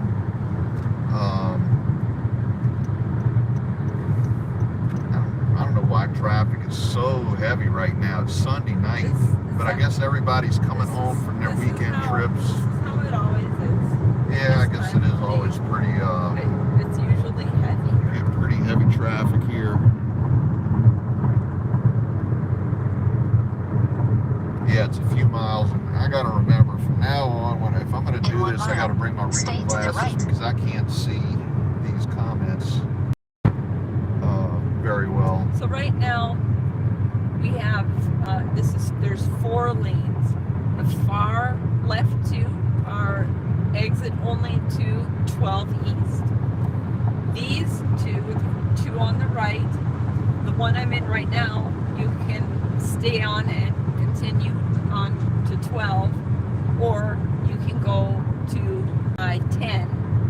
The one on the right here is only to I-10.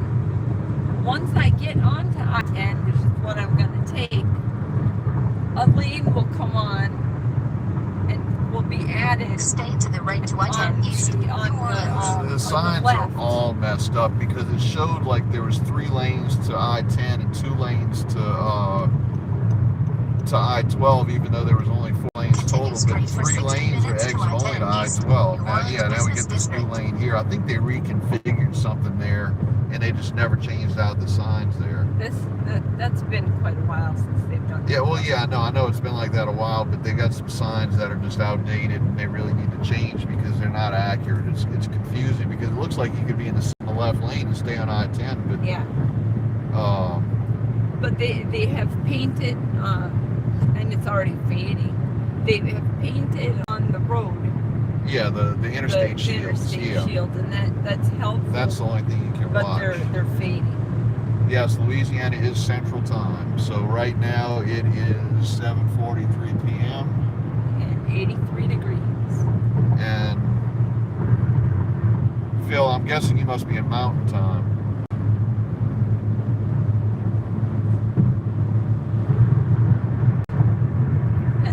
Phil says, oh no, Phil says it's Central Time in Winnipeg. Dickinson, North Dakota is in Mountain Time.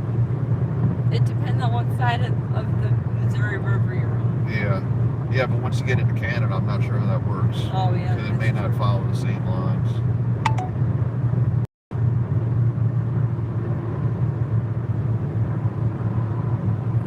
That's nice because they have raised. He says mountain is further west of the Saskatchewan border in Canada, but only in the summer. Oh, so y'all don't have.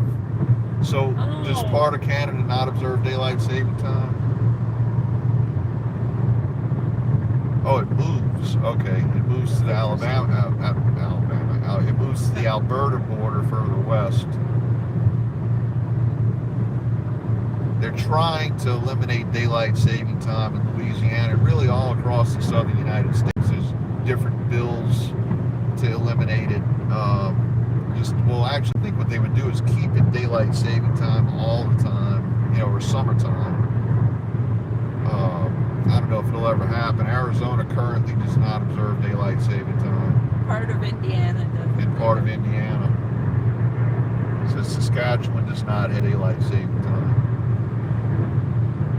And I know the times, the sunrise and sunset times up there are drastically different than they are here. During the wintertime, y'all get much shorter days than we do, and during the summertime, y'all get much longer days than we do. We're getting into dusk right now at 7:45 p.m. And it's probably at 7:45 p.m. up there for you. It's probably still bright, pretty bright daylight. Yeah, it's. And I have my headlights on. And Yeah, it'll be dark in 20 minutes probably. It's brighter right now here than it looks like for you. And yeah, it's getting dusk here. I mean, you know, the video's starting to suck, you know, because it's not that bad yet, but you can see the street lights are coming on up ahead already because we're getting into that dusk. The sun's almost below the horizon right now. We'll go back here for another two. What? Dealership. Yeah, I just the drove Saab by. I completely missed that last. I missed the last part of your last comment, Phil. I got to learn a little bit more about how the live streaming works. He says, but in winter it gets dark by 5:30 p.m. completely dark. But I'll tell you what, here it's completely dark by 5 at the shortest day of the winter. Sometimes it's 4 something. I close my office at 5:30 and it's dark sometimes during the winter when I close the office. Excuse me. Got the hiccups. Love to scare you. But so right now we're getting into, let's see, this is Highland Road and Perkins Road, exit 166. They're widening the road beyond this exit. Right now it's 3 lanes, and currently the far right lane is an exit only. But they are widening it so that they're widening it from the center. Oh wow! I didn't know they were doing So that they can, we will have 3 lanes at least to next exit. The next exit, which is Louisiana, I don't know the number, but it's Louisiana 74 and Louisiana 74, which can take you to Louisiana 73, which both are very busy. 73. 73 it is. 73 and 74 is also there because I take it. But they're both really busy roads. And when I would be driving to school in the morning, I would always be prepared in the left lane, ready to stop about 2 miles before that intersection, because that was where it was 2 lanes. And now they're going to add this 3rd lane here in the middle. So we'll have 3, hopefully, soon there will be 3 lanes. It looks like there might be 4. Yeah. Which, is fine. This route carries enough traffic to put 4 lanes in each direction. But yeah, Phil, to answer your question, this is the black box dash cam that we always keep running here, and that's what we used to do all our videos with. This is the GoPro. Now, we did the GoPro video from Houston to Lafayette just to fill in where we did not have video of I-10, and the 64 gig card, and it had exactly enough space to get Houston to Lafayette at 2.7K, and I shut it off when we got past Lafayette, and it had about 9 minutes left on it, on that card. So, you know, we'll be extending our I-10 playlist, or I-10 East playlist, you know, from Houston to Lafayette, because we already had Lafayette to Slidell, Louisiana. And we made a special dash pad out of fleece to cover the dash, and Carrie did, and the cable runs, that's just a GoPro cable that runs down into this octopus here that that plugs into the cigarette light, and the dash cam is actually the wire runs down the A-pillar here, back completely hidden, and I wired in a power outlet behind the center console down here, you know, so that one goes on and off when the car goes on and off. And yes, we are in Ascension Parish now. Yeah. And this black fleece dash pad that we made, no reflection in the windshield whatsoever. I think this is going to be a really good video. This is the first time using that full setup for a long distance trip, so I guess we'll see how that comes out. Freeway Franks does a similar thing with the black. Yeah, the Freeway Jim actually told me that he uses a fleece blanket that he bought at Target, and so I went over to Target, and we don't have blankets at Target down here because it doesn't get cold enough to ever need a fleece blanket. And a year ago, I guess, for one of our trips, on that same trip to Target, I bought a $4 black bath towel and just threw it across the dash, and that helped a lot, but I didn't take it down off the dashboard when I wasn't shooting video, and the sun bleached it to a gray within about a month, and so that you know, that didn't work anymore.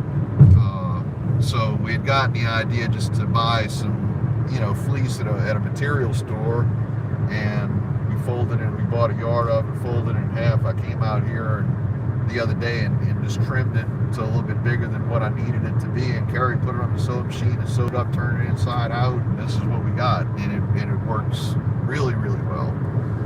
We're gonna take it down when we're gonna take it down. Yeah, we're not using it. We're gonna take it down and put it in the bag and keep it in the trunk. But the GoPro worked out really well, except the you know, shooting 2.7K, and I will have to crop it. No fogging on the windshield, and that would be a problem if we had to run the defroster, because it covers up the defroster vents. But that's what we wanted to do, because that's one of the things you see in the camera, you know, in the reflection of the dashboard. But no, I mean, really, we don't have any issue with fogging in the dashboard unless it's raining, and if it was raining, we probably wouldn't be shooting video anyway. Yeah, we're not really too worried about that. But and we run the air conditioner all the time anyway. But so anyway, the issue we run into with the GoPro is that a 2.7K, a 64 gig card is good for about 2.5 hours. The charging cable keeps it charged at about 95% the entire time, but I'm going to have to either break down and buy a 128 gig card so we can get a good 5 hours out of it, or we're just going to have to stop every 2.5 hours, and you got to take the lens off, the polarizing filter off, and you got to take it out of the little, you know, the little thing that this snaps into, and remove the card, put a new card in, and it's a big pain. So I think I'm going to have to just break down and buy a 128 gig card. Our friend John was talking about he picked one up at a pawn shop for $20, but that's probably a hit or miss thing, you know, to find something like that at the pawn shop. So I think I'm just going to either order one off of Amazon or go over to Best Buy and get one. And then we ran into an issue this time. We had 3 32 gig cards and the 64 gig cards. And the last 32 gig card I put in to Houston, Texas, failed. It recorded for about a minute, and then it gave an SD card error, and we restarted the camera and tried to Tried to get it going again, and it failed again after about a minute. And when I put it in the computer, it had recorded that first minute, and the computer had no trouble reading it, but the camera would not record to it. And that was a chip that had been in the black box camera for like 6 months, and maybe it baked, I don't know. Because we end up having to crop the video, and even with the GoPro, I have it kind of pointed up, so I'm going to have to crop some sky out, and when you crop, you lose resolution. And I just wanted it to be better than 1080p, because with the black box, I have to crop out some dashboard, you know, and then you're below 1080p. So that's why I wanted to, you all right? That's why I wanted to be able to shoot at 2.7, just to be able to have at least 1080p. What's that? I had a little piece of dust in my eye. Oh. You got it out. Yeah, now we are getting Gonzales, Louisiana. We're by the outlet. And the big Tanger factory outlet is over here on the right-hand side. Just Hopefully keeps it's not getting too growing. dark. Yeah, this outlet's been here for about 30 years now, but it gets bigger and bigger, and everything that's adjacent to the interstate here is relatively new. You see, you know, other people's videos on YouTube, and they have outlet malls that have failed, you know, and they're, you know, doing the an explorer type videos of the empty outlet malls. And ours is the exact opposite. It's full, and they have to keep building new buildings to Watch out, vehicle stopped on shoulder ahead. to be able to have space for the other store that want to be in there. So yeah, there's no way we can avoid cropping because the Civic has a practically horizontal windshield, and with the black box mounted at the top of the windshield, it's a solid 2.5 feet from the cowl. So there's really no avoiding cropping with any camera. That's why I like to do the GoPro mounted on the outside. When the GoPro's mounted on the outside, then I can't plug it in without running a cable across the windshield. So that's the issue we run into. We do that though when we're doing neighborhood. Sometimes Yeah, we're when we do the local videos, we can mount on the outside. Like all the New Orleans videos I've done over the last 8 weeks have been externally mounted for the most part, because they're all short videos, and you know, you get about an hour and a half out of the battery. You know, so we can do those on the outside just on battery power. But for a trip like this where we're spending, you know, 12 hours on the road, it's got to be plugged in.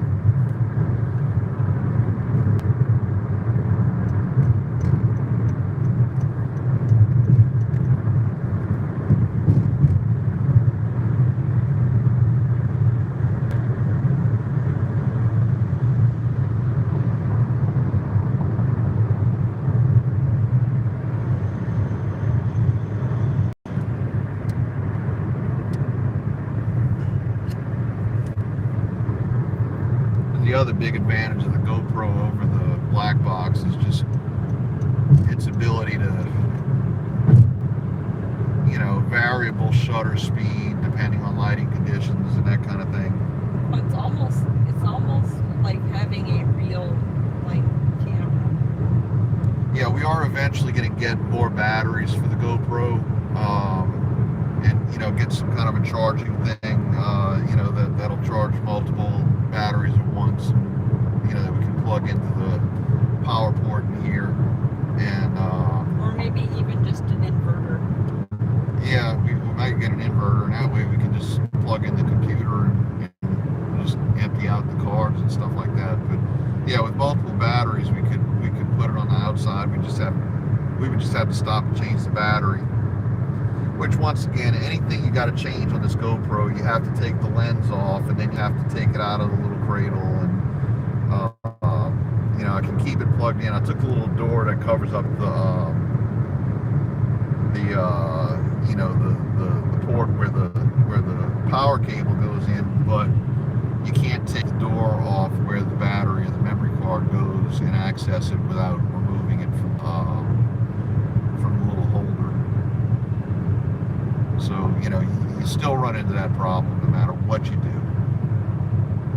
Now this exit here takes you to Donaldsonville, which is the parish seat of Ascension Parish, but it's a long ways away, and you have to go over the Sunshine Bridge to get there. The Sunshine Bridge is very similar to the new bridge that you take in Baton Rouge.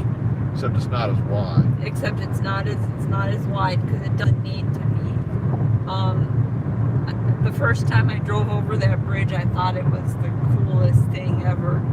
But it's going to Donaldsonville, and Donaldsonville it's a really small town. I can't believe it's the parish seat. But I think it's just because it's maybe one of the oldest towns. But it's also the biggest town in the parish. Because it's not really any big, there's no big cities. There are no cities in that parish. Oh, that's right. I don't think Donaldsonville is even an incorporated city.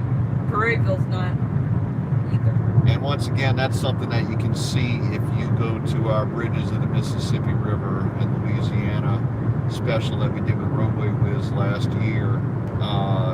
You drove across that bridge, and Roadway Wiz, who's a bridge buff, gave all of the details, you know, about the you know, the technical stuff about the bridge that we don't really know about that much. We know it's a cantilever bridge, and that's about as far as my knowledge of bridges goes. Yeah, Donaldsonville is a very old town, and it may have very well have been there first, and that's why you know that's why it's the parish seat. But if I'm not mistaken, there are no incorporated towns or cities in that entire parish. They're just unincorporated communities or census-designated places. Was because it says Gonzales corporate limit when you drive. Right, Gonzales is incorporated. We were approaching Gramercy. Gramercy connects you with another bridge, the Veterans Memorial Bridge, which crosses over to the west bank of the Mississippi River. That's kind of the bridge to nowhere in Louisiana. The Louisiana version of the bridge to nowhere. Is Donaldsonville Ascension Parish? I'm pretty sure it is. Oh, and there are incorporated cities of Ascension. And I just missed another comment, I think, from Phil. Wish there was a way to make him stay on the screen longer. I wish there was.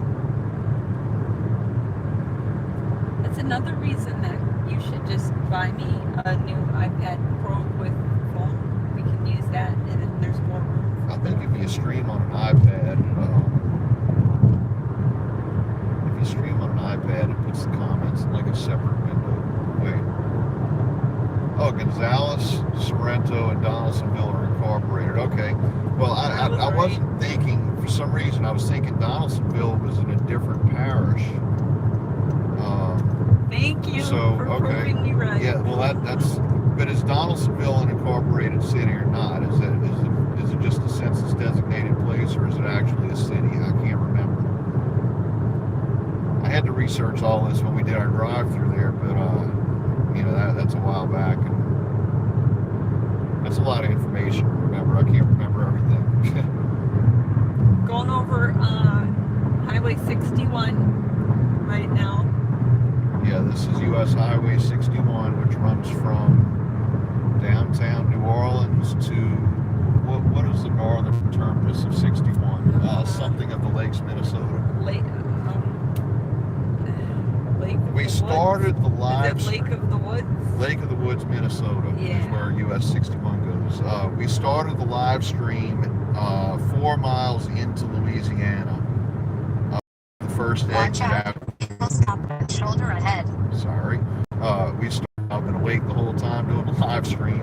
I don't know why I got this idea, but I said, well, let's do a live stream. So, yeah, we've been doing this live stream for about 140 miles now, I guess.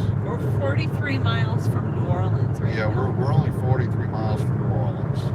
So you won't even have to stop for gas or anything. So hang out with us.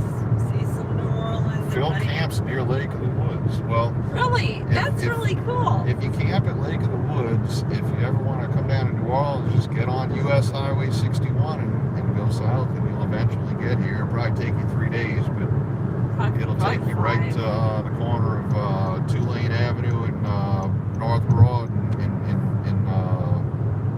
in Mid-City, New Orleans. And you want to have a weapon because it's not the Yeah, great- it's not the greatest neighborhood. It's getting a little rough. But isn't that the corner where I pull out when I leave University Hospital? It's like right there. He says Lake of the Woods is right between and it's gone. Oh. I think he said Manitoba. Is that right? I think He said it's at the Lake of border. It Woods becomes something else. might It be, can cross into Canada, and it's a Canadian of the- highway that continues north from there, I believe. Yeah, I think so. Lake of the Woods might be part of that. Manitoba, Ontario, Minnesota. Okay, Minnesota, Ontario, Manitoba border. Somebody did a road trip video up there. Yeah, I remember. I don't remember who it was. It might have been. It was like the palms to, what was it? The palm trees. No, Palm to Pines is the Jefferson Highway. That was a Facebook page. And that was, yeah, That these guys in an RV. it started on fire. Yeah, no, the RV didn't catch fire. They were towing a car and they didn't disconnect the drive shaft or something, and the That's differential right. caught Yeah, fire or yeah. something like that. Palm to Pines Highway. That's the Jefferson Highway. But that's 51, isn't it? That runs into the Pembina Highway. Oh, so the I Jefferson really need Highway my is reading glasses. 61. I'm sorry, Phil. I'm having a hard time seeing. It's getting dark too. Do you want to turn on your light? No, it's got nothing to do with light. It's just that I'm blind. I need to get a pair of those cheap Foster Grants and put them No, in the you car. should have just bring that one of your pairs with you. Yeah, I know. I don't think about that because I only put them on when I need them. Yeah, it's dark. It's actually It's 8:08. we're into twilight here now. It's 8:08 p.m. and yeah, you can see. I'm sure y'all can't It's see only much. 74 right Yeah, now. the temperature's dropped to 74 degrees, which is nice. It's Larry's got the comfortable. heat turned up a little bit here because it was getting a little too cold for the air conditioner. But I guess since we still got 8 people watching, we'll just keep on streaming and talking. Why not? Is our bridge whiz still there? Is Roadway Wiz still watching? I think he said he had to go someplace, Okay. but then he came back. If he's still there, ask him if I should do mechanical or civil engineering next year.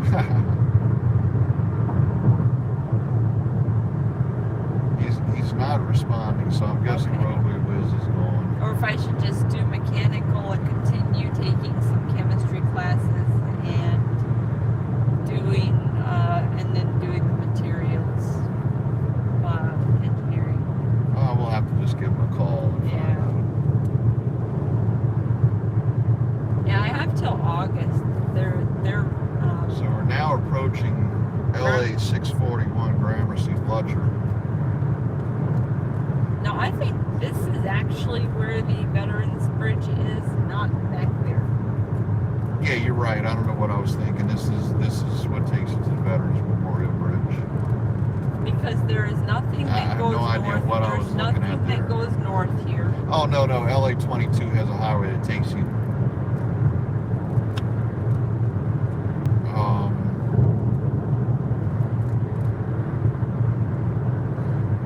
No, LA 22 will take you to the Sunshine Bridge, I believe. Yeah, that's that exit. Oh, okay. I don't know what I was thinking there. Yeah, Well, Gramercy you take Fletcher. LA 22. Just this goes towards the river. It's just like a trumpet interchange here. Yep. It doesn't, off to the left there's nothing. I think it's all swamp back there. Oh, we have some police activity up ahead. Oh boy. I don't know if anybody's gonna be able to see it. No, I've never met Freeway Jim. We're members of several groups, you know, together on Facebook, which I'm sure you're also members of, Phil. But you know, I've had some discussion back and forth with him on some of the groups. Now, really, Roadway Wiz is about the only other person that does this sort of video that I've met. Yeah, LA 22 to LA 70 Sunshine Bridge is what Neff says, and Yep. I don't know why I'm so confused about that right now. I need a map. Yeah, from you, and I guess. they just redid 70. Remember? Police reported ahead. Police reported We ahead. were on. See blue We lights up took ahead. 70 recently, and it was freshly paved. Let's see what's happening up here. See Well, if it's everybody's slowing down. Oh, there's a couple of emergency vehicles ahead.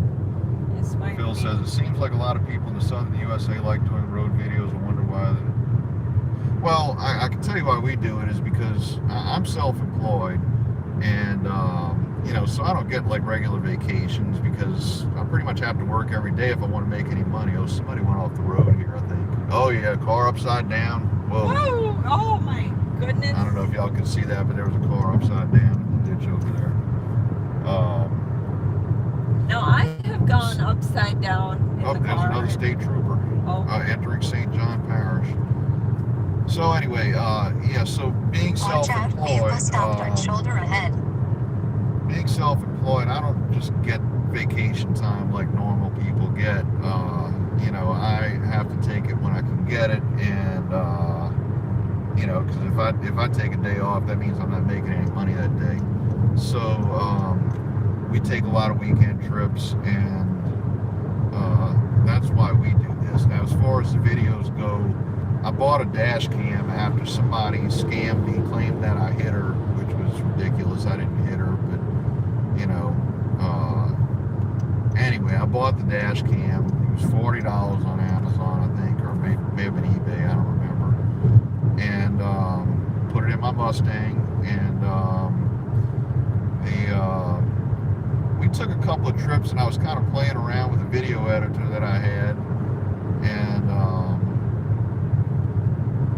you know, made a drive laps type thing, you know, where we were driving around up in the swamp and stuff like that, you know, through some of these little highways, and you know, was running it at a really high speed. I thought it was kind of cool.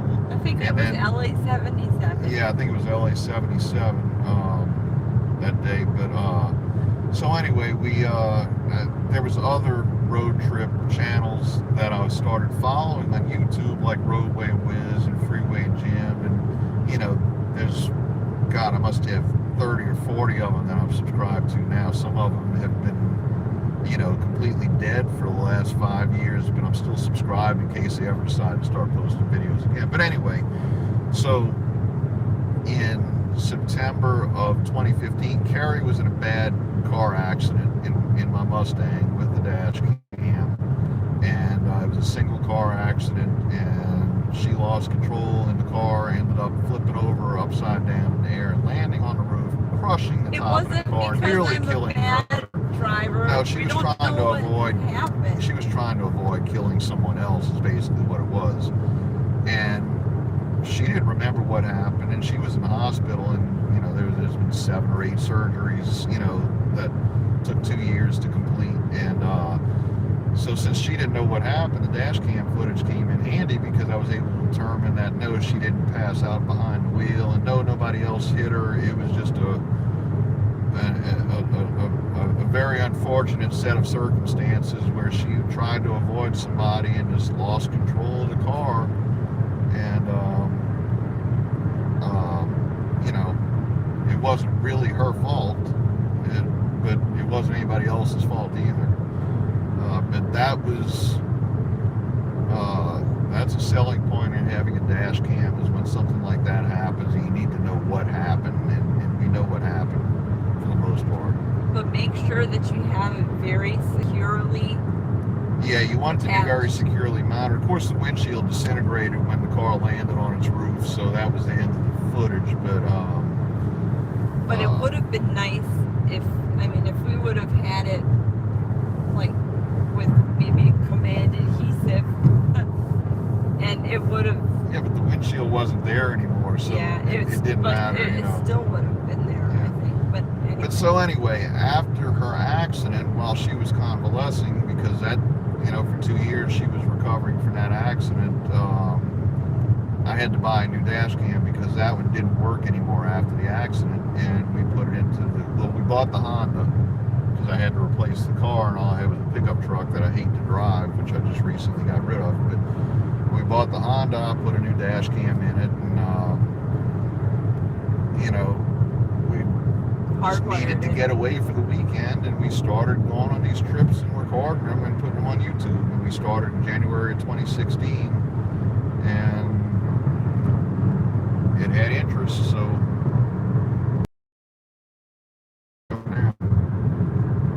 see, I'm begging him. My brother's in Maryland. He's in the Air Force. My sister still lives in Minneapolis, and I'm begging him to let me drive up there. They're all getting together for Memorial Day, and obviously Jason can't take enough days off to drive up there and back for Memorial Day. And so I'm begging him to let me drive up there. And I have made the drive between Minneapolis and the coast, literally, because my mom in Minneapolis, I've made it probably 24 times. And I've done it myself. I've done it, without stopping several times. Usually I stop in the middle, but I've done it, all in one straight shot. But that would be some great footage, and it would be completely different than what we see now. And I've been begging him to do it. Plus, I haven't seen my sister since shortly after the accident. And my brother just joined the Air Force, and his wife is 5 months pregnant now. But I haven't seen either of them since he graduated from boot camp, which was a year and a half ago. we saw him in September. Oh, we saw him in September, that's right. Went to Austin. Yeah, that's right. We drove to Austin, that's right. But I want to go and see my family, and I've been begging him to let me do that. And I think he should let me do that. What happened to me was a freak accident. It's unlikely. I think we should take a vote. He should. We have plans to go somewhere for Memorial Day weekend. Well, that you just quickly keep up. Well, never mind. Watch out, vehicle stopped on shoulder ahead. What's going on here? No, it's just somebody making a U-turn. We're at Laplace. And for some reason, this exit The is exit's closed.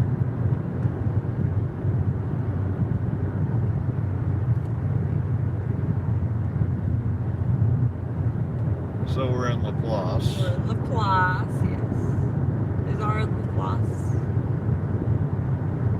This is a way in motion. Yeah.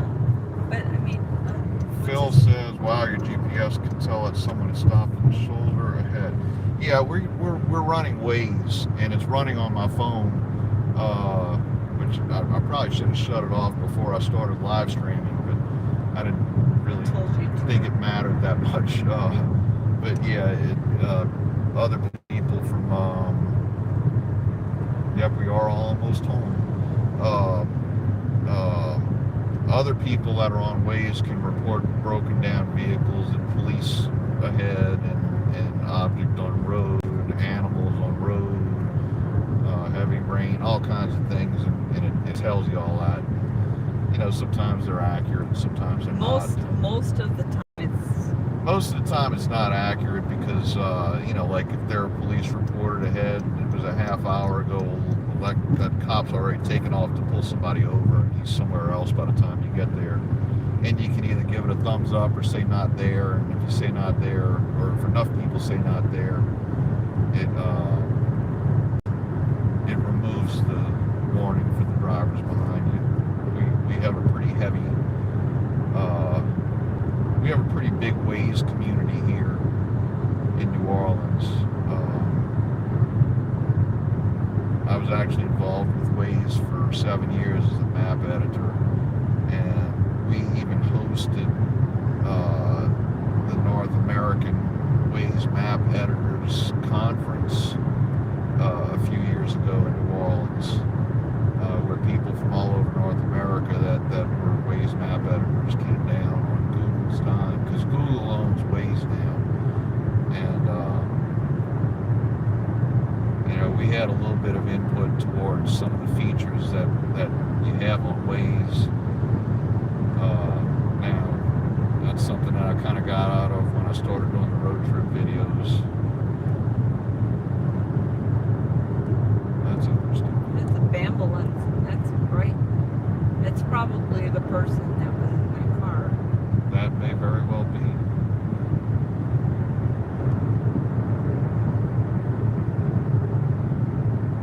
Yeah, but even though Jason has gotten out of, you know, doing the Waze map editing, he is still about 9th or 10th in the world as far, because they have scores. Everything has to give you a score. People won't do it. You have to earn points. Yeah, when you get on Waze and you edit the map, you get points, and for every mile you drive, you get points, and there's all kind of different things that give you points. Every you can report report gas you get prices points. and that sort of thing, and there's a scoreboard. And if you look at if you have the Waze app and you open up the scoreboard and look at all-time score for North America, you'll see my name somewhere in the top 10. Looks like there's a direct... Oh, these comments go away too fast. I'm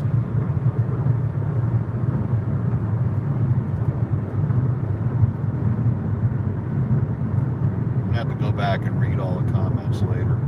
I'm pretty sure you can do that with the live streams.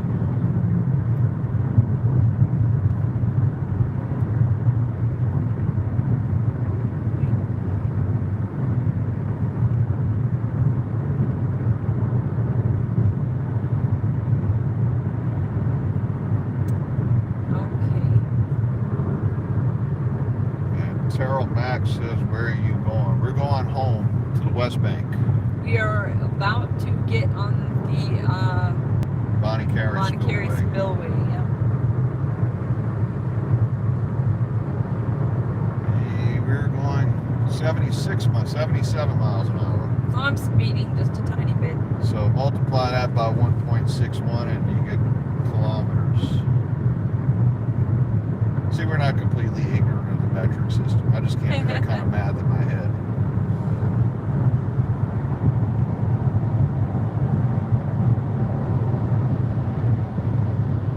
We're entering St. Charles Parish.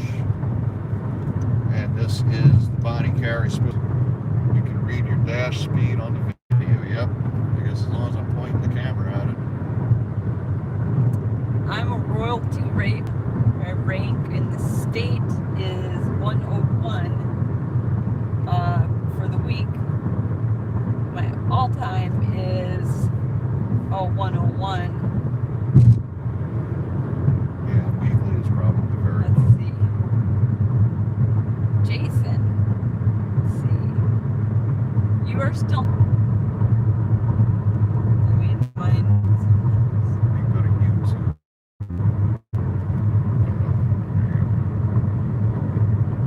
Oh, I think we reconnected here. I'm going to try and pull up YouTube on the other phone and see if I can see the comments. No idea how this works. Lake Pontchartrain Causeway must have been difficult to build. Yeah, I would imagine so. The lake's not really that deep, so I think they just used like precast columns and dropped them in. What they did is they actually invented pre-stressed concrete. Well, that was for road decking. And that was also what they did for the pilings too. Oh, okay. And they actually built a concrete facility, facility to make the parts for the bridge right, on the site of where they built it. But unfortunately, the parts Watch out, that they vehicle stopped made, on shoulder ahead. that like they've made a bunch of pilings, extra pieces.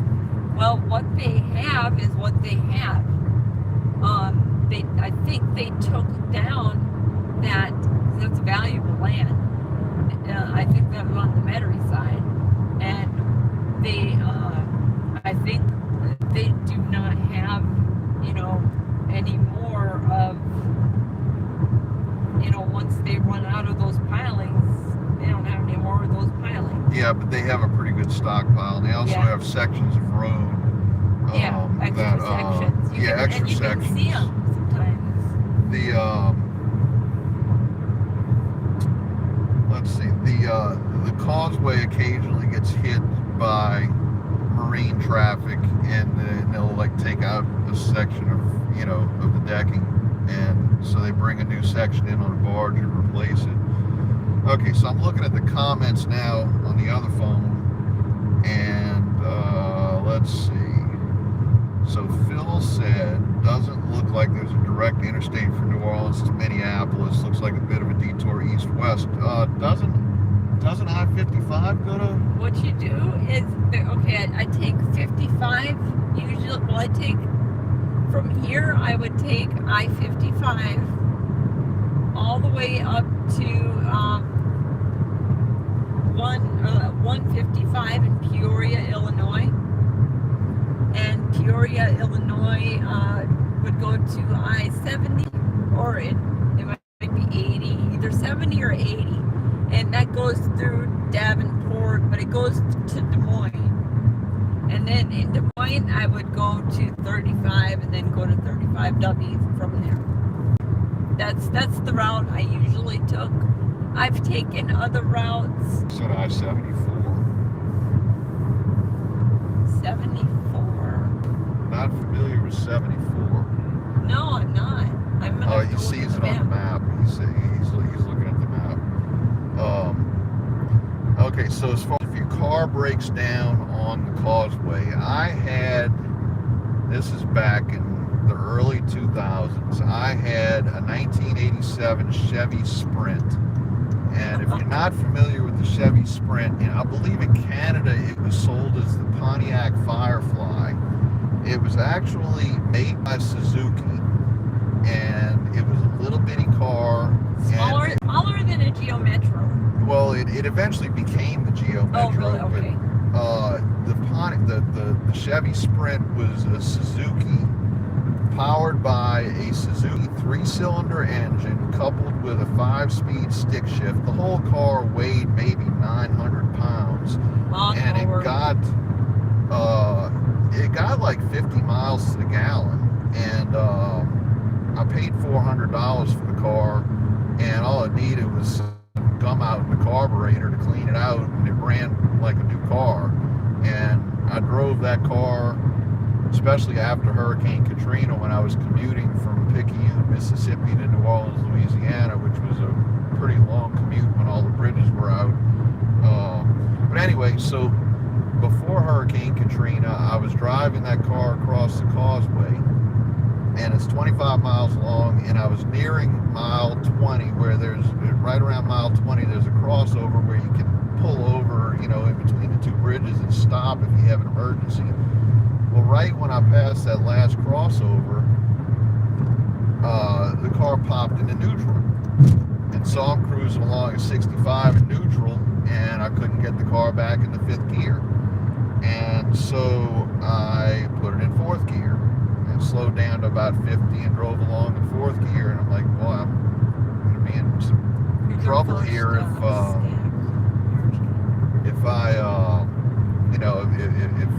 the car, the transmission craps out on me. I'm in trouble. Well, sure enough, half a mile later, fourth gear pops into neutral. Couldn't get it into fourth or fifth.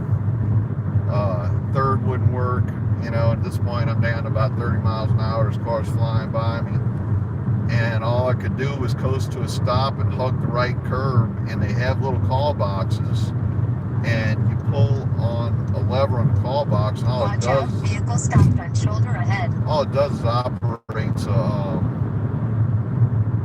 some sort of a generator that sets off an alarm somewhere at the Causeway Police's headquarters and tells them where you are. So I stood there, behind the car on the little curb, and this is the stack interchange right here at I-310 and I-10, which you probably can't see anything because it's right dark. at the border of Canada. But this is the closest thing to a stack, a 3-level stack.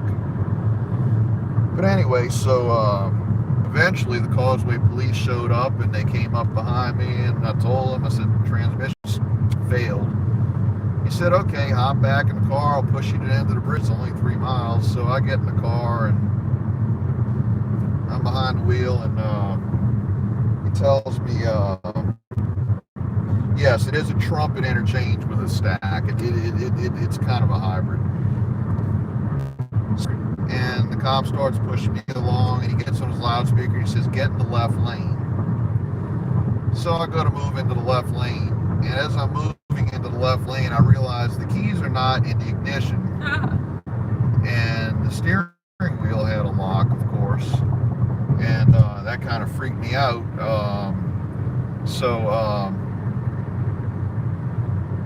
I kind of like scooted up in the seat to dig the keys out of my pocket to put the key in the ignition to turn it on so that the steering wheel wouldn't lock. And I was able to do that without a problem. And then I said, I better put my seatbelt on. And when I went to put my seatbelt on, I kind of jerked the wheel, which scared the cop, and he backed off my bumper, so he had to slow almost to a stop again so he could, make contact with the rear bumper again without going through the tailgate. And he pushed me to the end of the causeway, and that's what happens when you break down on the causeway. Oh, man. And to this day, I still, in a modern car, I'm fine with it, but I still worry about breaking down on the causeway. I was rear-ended on the twin spans. I was on my way home. This was in about 2008. At the time, I lived in Long Beach, Mississippi, and I was going to school in New Orleans, and I was on my way home. And this was before they had built the new twin spans, so they were still, the old, kind of rickety, put together ones. And the traffic ahead of me had come to a stop for some reason, as it did all the time. And I was stopped, and I noticed that there was the vehicle ahead of me was a pickup truck that had a really large hitch, and he had a license plate from the state of Maine. I was like, Maine? Wow, he's far from home. Wow, that's a big hitch. And then I looked in my rear view mirror. I've been rear-ended 4 times. And I looked in my rear view mirror because, the traffic was stopped, and I saw a guy in a Honda Civic, a new Honda Civic. And I was driving my Oldsmobile Alero that I'd been driving. My sister bought it new, and I'd been driving it, and it was rusty, because it was a Minnesota car. And I looked in my mirror and see this guy talking on his phone and not even looking up. And it's like he had not a care in the world, and he slammed into the back of me. And I was so scared that I was going to hit that hitch on the back of that guy's truck. But for some reason, God or something In intervened 5.5 and miles, stay to the the right to truck I-10 East, moved New ahead Orleans Business and District.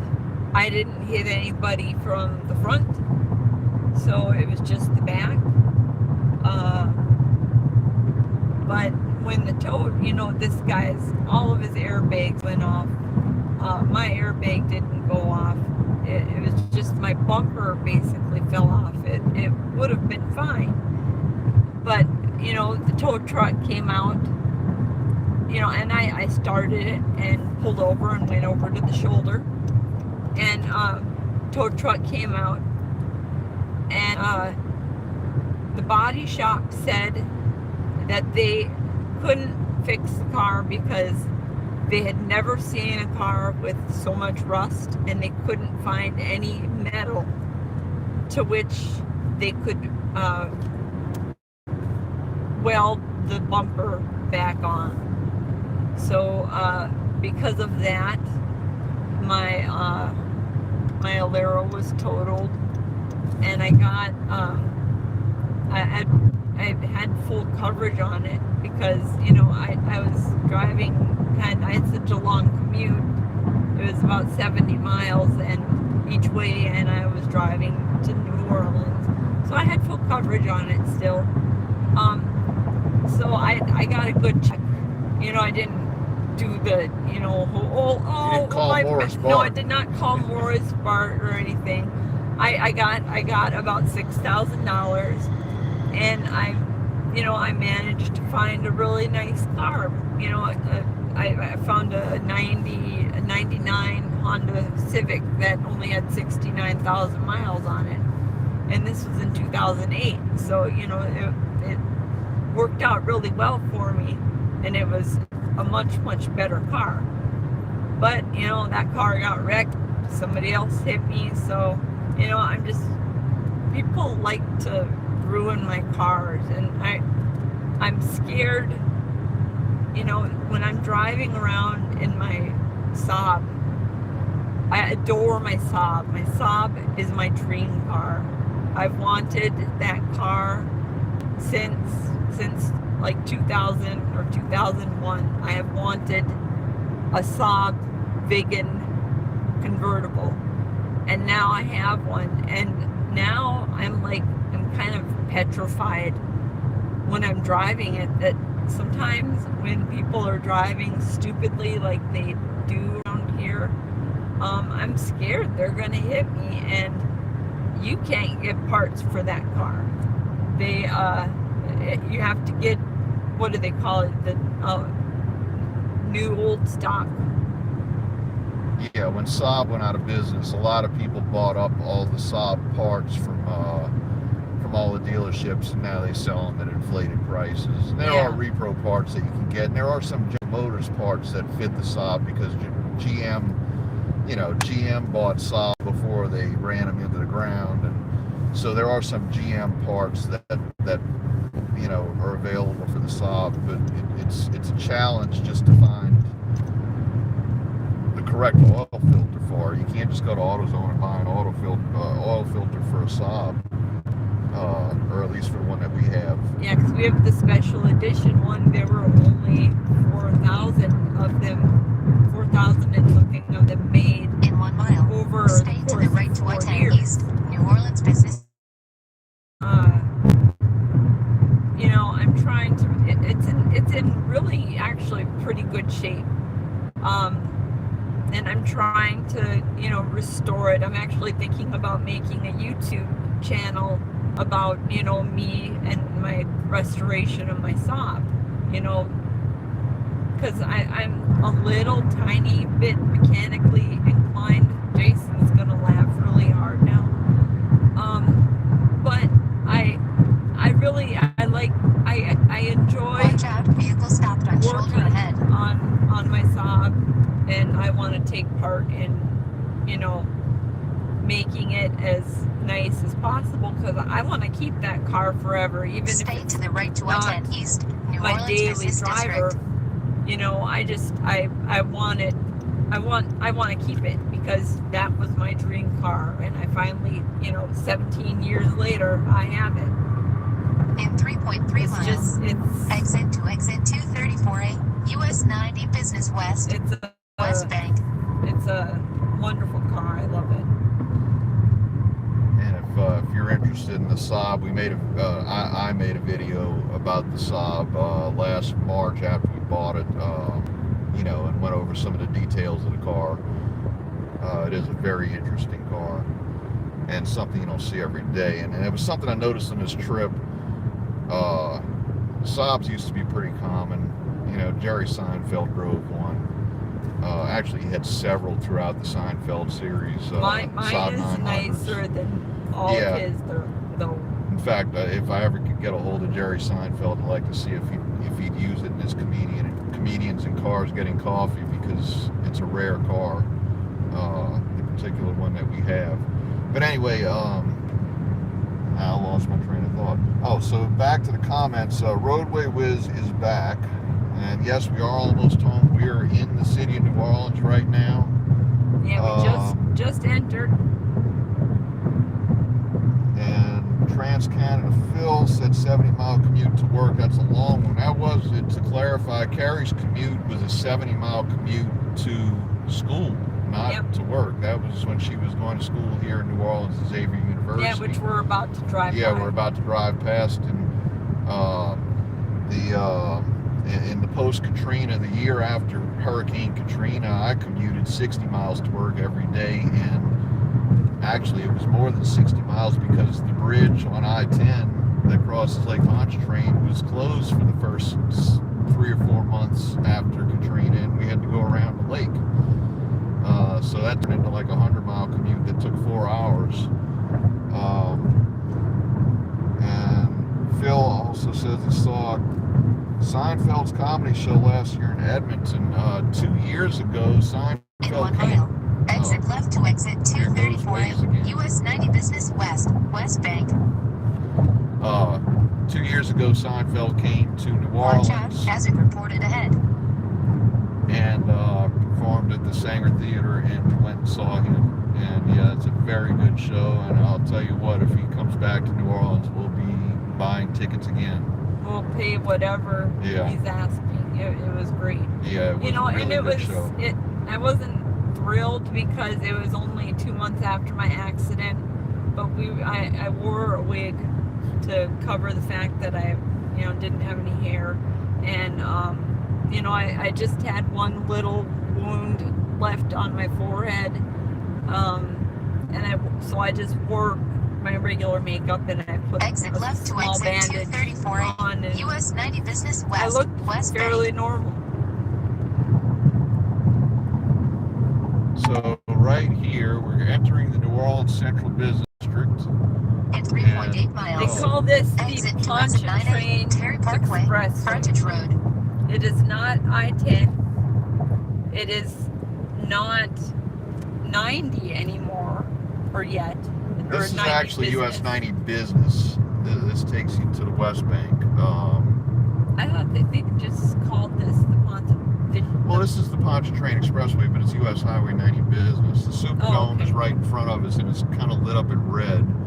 And that's the Smoothie King Center. I don't know if you can see any of this. Why it's red. Yeah, I don't know. They changed the color of it. But yeah, that's the Smoothie King Center. That used to be the New Orleans Arena. That's where the hockey team that we Are used to the- have, and that's where the New Orleans Pelicans play. Are the Pelicans' uniforms red? I have no clue, but they Is don't there play in the Superdome. So, Well, I know, but they're in the playoffs. oh, are they? Yeah. Oh, I have no clue. So it I might be don't follow and basketball. it's the second round of the playoffs, and they're still in. And if they're red, maybe that's to support them. That could be. Anyway. So, Roadway Wiz is asking if the traffic volume is typical for Sunday night. Seems light overall. Actually, I think it's kind of heavy. I mean, it's late on a Sunday night. I think this traffic is actually kind of heavy. This is about normal. You think this is normal? Yep. I wouldn't expect there to be anybody on the road at this time of night. This is normal. And then let's see. Phil says his commute is 40 minutes all through city surface streets. Yeah, that's a rough commute. Yeah. The commutes we're talking about are all on the highway. Winnipeg is going to Cup. The Stanley Cup, what is that, some kind of hockey thing? That's hockey. That's what I was just saying, is we used to have a hockey team here. It didn't last very long. But it we wasn't don't know much about NHL hockey down either. here. No, it wasn't NHL. I don't know what it was, but we don't. Since we don't have ice here, it's kind of hard to do anything that's on ice. So we don't really see a whole lot of that. You know, we're more about football, baseball, basketball. Mostly football. Winnipeg is facing Tennessee right now in round 2 of the NHL playoffs. Tennessee has a hockey team? I didn't know Tennessee had a hockey team. I wouldn't think they would know much about hockey either. Terrell Mack says his grandmother lives in the Lower Garden District. We've done some drives through the Lower Garden District. Beautiful. Yeah, it's a very nice neighborhood there. That's a very desirable neighborhood to live in if you want to live in New Orleans. Try to inherit that house. In 1 mile, exit right to exit 98 Terry Parkway, frontage road. Phil says even Las Vegas has an NHL team now. Really? Oh my God. Nashville, Tennessee, the Nashville Predators. I've heard of them. I have heard mention of that. And the Vegas Golden Knights with a K. Knights. Golden Knights. No, they're getting yeah, they're building a stadium. Yeah, they're getting the what used to be the Raiders, right? I think so. It's some team that no longer has a city. I don't remember the details, but I did see that. The Raiders travel. They don't have much space to build a stadium. The area that they're supposed to build the stadium in is pretty tiny. I saw like a nobody wants the Raiders. Of it. They're like, they travel. They've moved around to several different places. Exit right to exit 98 Terry Parkway. Do we go to New Orleans Saints Then games? stay to the left to Terry Parkway. As soon as Waze shuts up, I'll answer the question. Stay to the left to Terry Parkway. Roadway Wiz says that the Oakland Raiders are moving to Vegas. Okay. No, the Saints games are expensive. The past 2 Saints games that I went to, they do sell out. But what would happen is the casino in New Orleans would, back when they were threatening to black out the games for television because the tickets weren't selling, Harrah's Casino would buy out all the tickets, and then they would do giveaways where you could go play slots for an hour and they would give you a pair of tickets to the Saints game. I can't stop. I'm not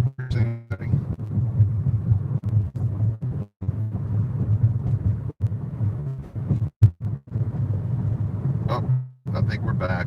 All right. I mean, pretty civilized. Yeah, I don't know why we lost our connection there. We It's live weird. in this city. I mean. So anyway, no, the Saints games are expensive. It's difficult to park.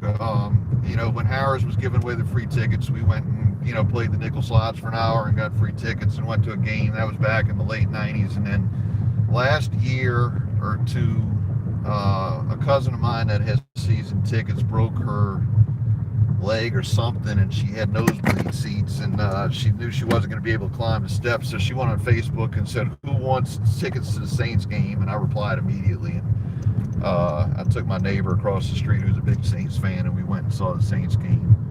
That was probably 3 years ago, and I haven't been to one since. We used to be season ticket holders for the arena football team, which was the New Orleans Voodoo, which is a very entertaining game and show. Fun to watch. And so we did the New Orleans Voodoo arena football until that team folded, and so now no, we don't go to anything. I used to like to go to the New Orleans Zephyrs games, which is our minor league baseball team. But they changed the name of the Zephyrs to the Baby Cakes. And I said, well, I will never go to another baseball game again because I'm not going to a baseball game for any team called the Baby Cakes. That's the most ridiculous thing that I've ever heard of in my life.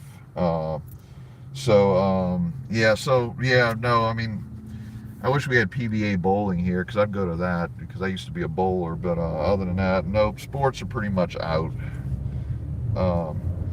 Anyway, we're nearing home, and I got to start gathering up all my various electronic stuff that I have here in the car. So I think we're going to end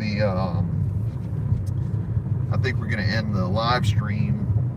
Roadway Wiz says, since the Superdome reopened after Katrina, tickets for the Saints have been hot commodities. The baby cake's name is a joke. Yeah, you're right about that.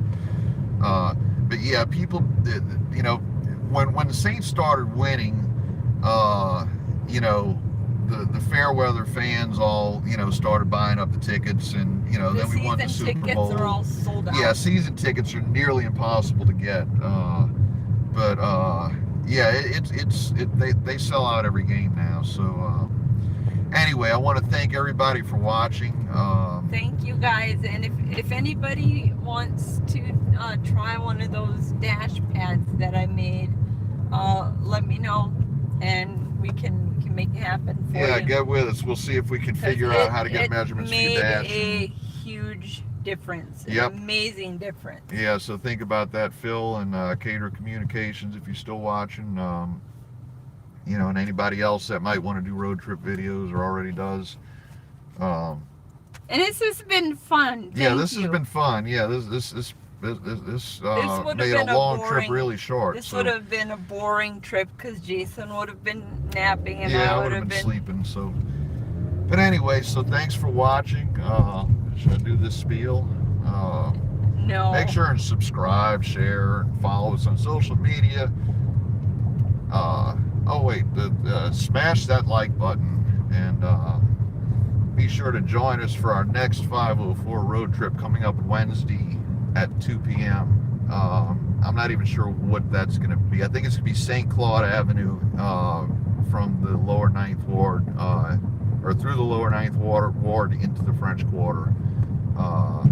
In higher definition than 1080. In 1,000 feet, And stay Saturday, to the left, and turn right. we're going to have the hotel that we stayed in. Yes, we will be doing our hotel tour from the Houston Hotel. So we're going to cut out right now. Thanks for watching, and we'll see y'all soon. Bye, guys.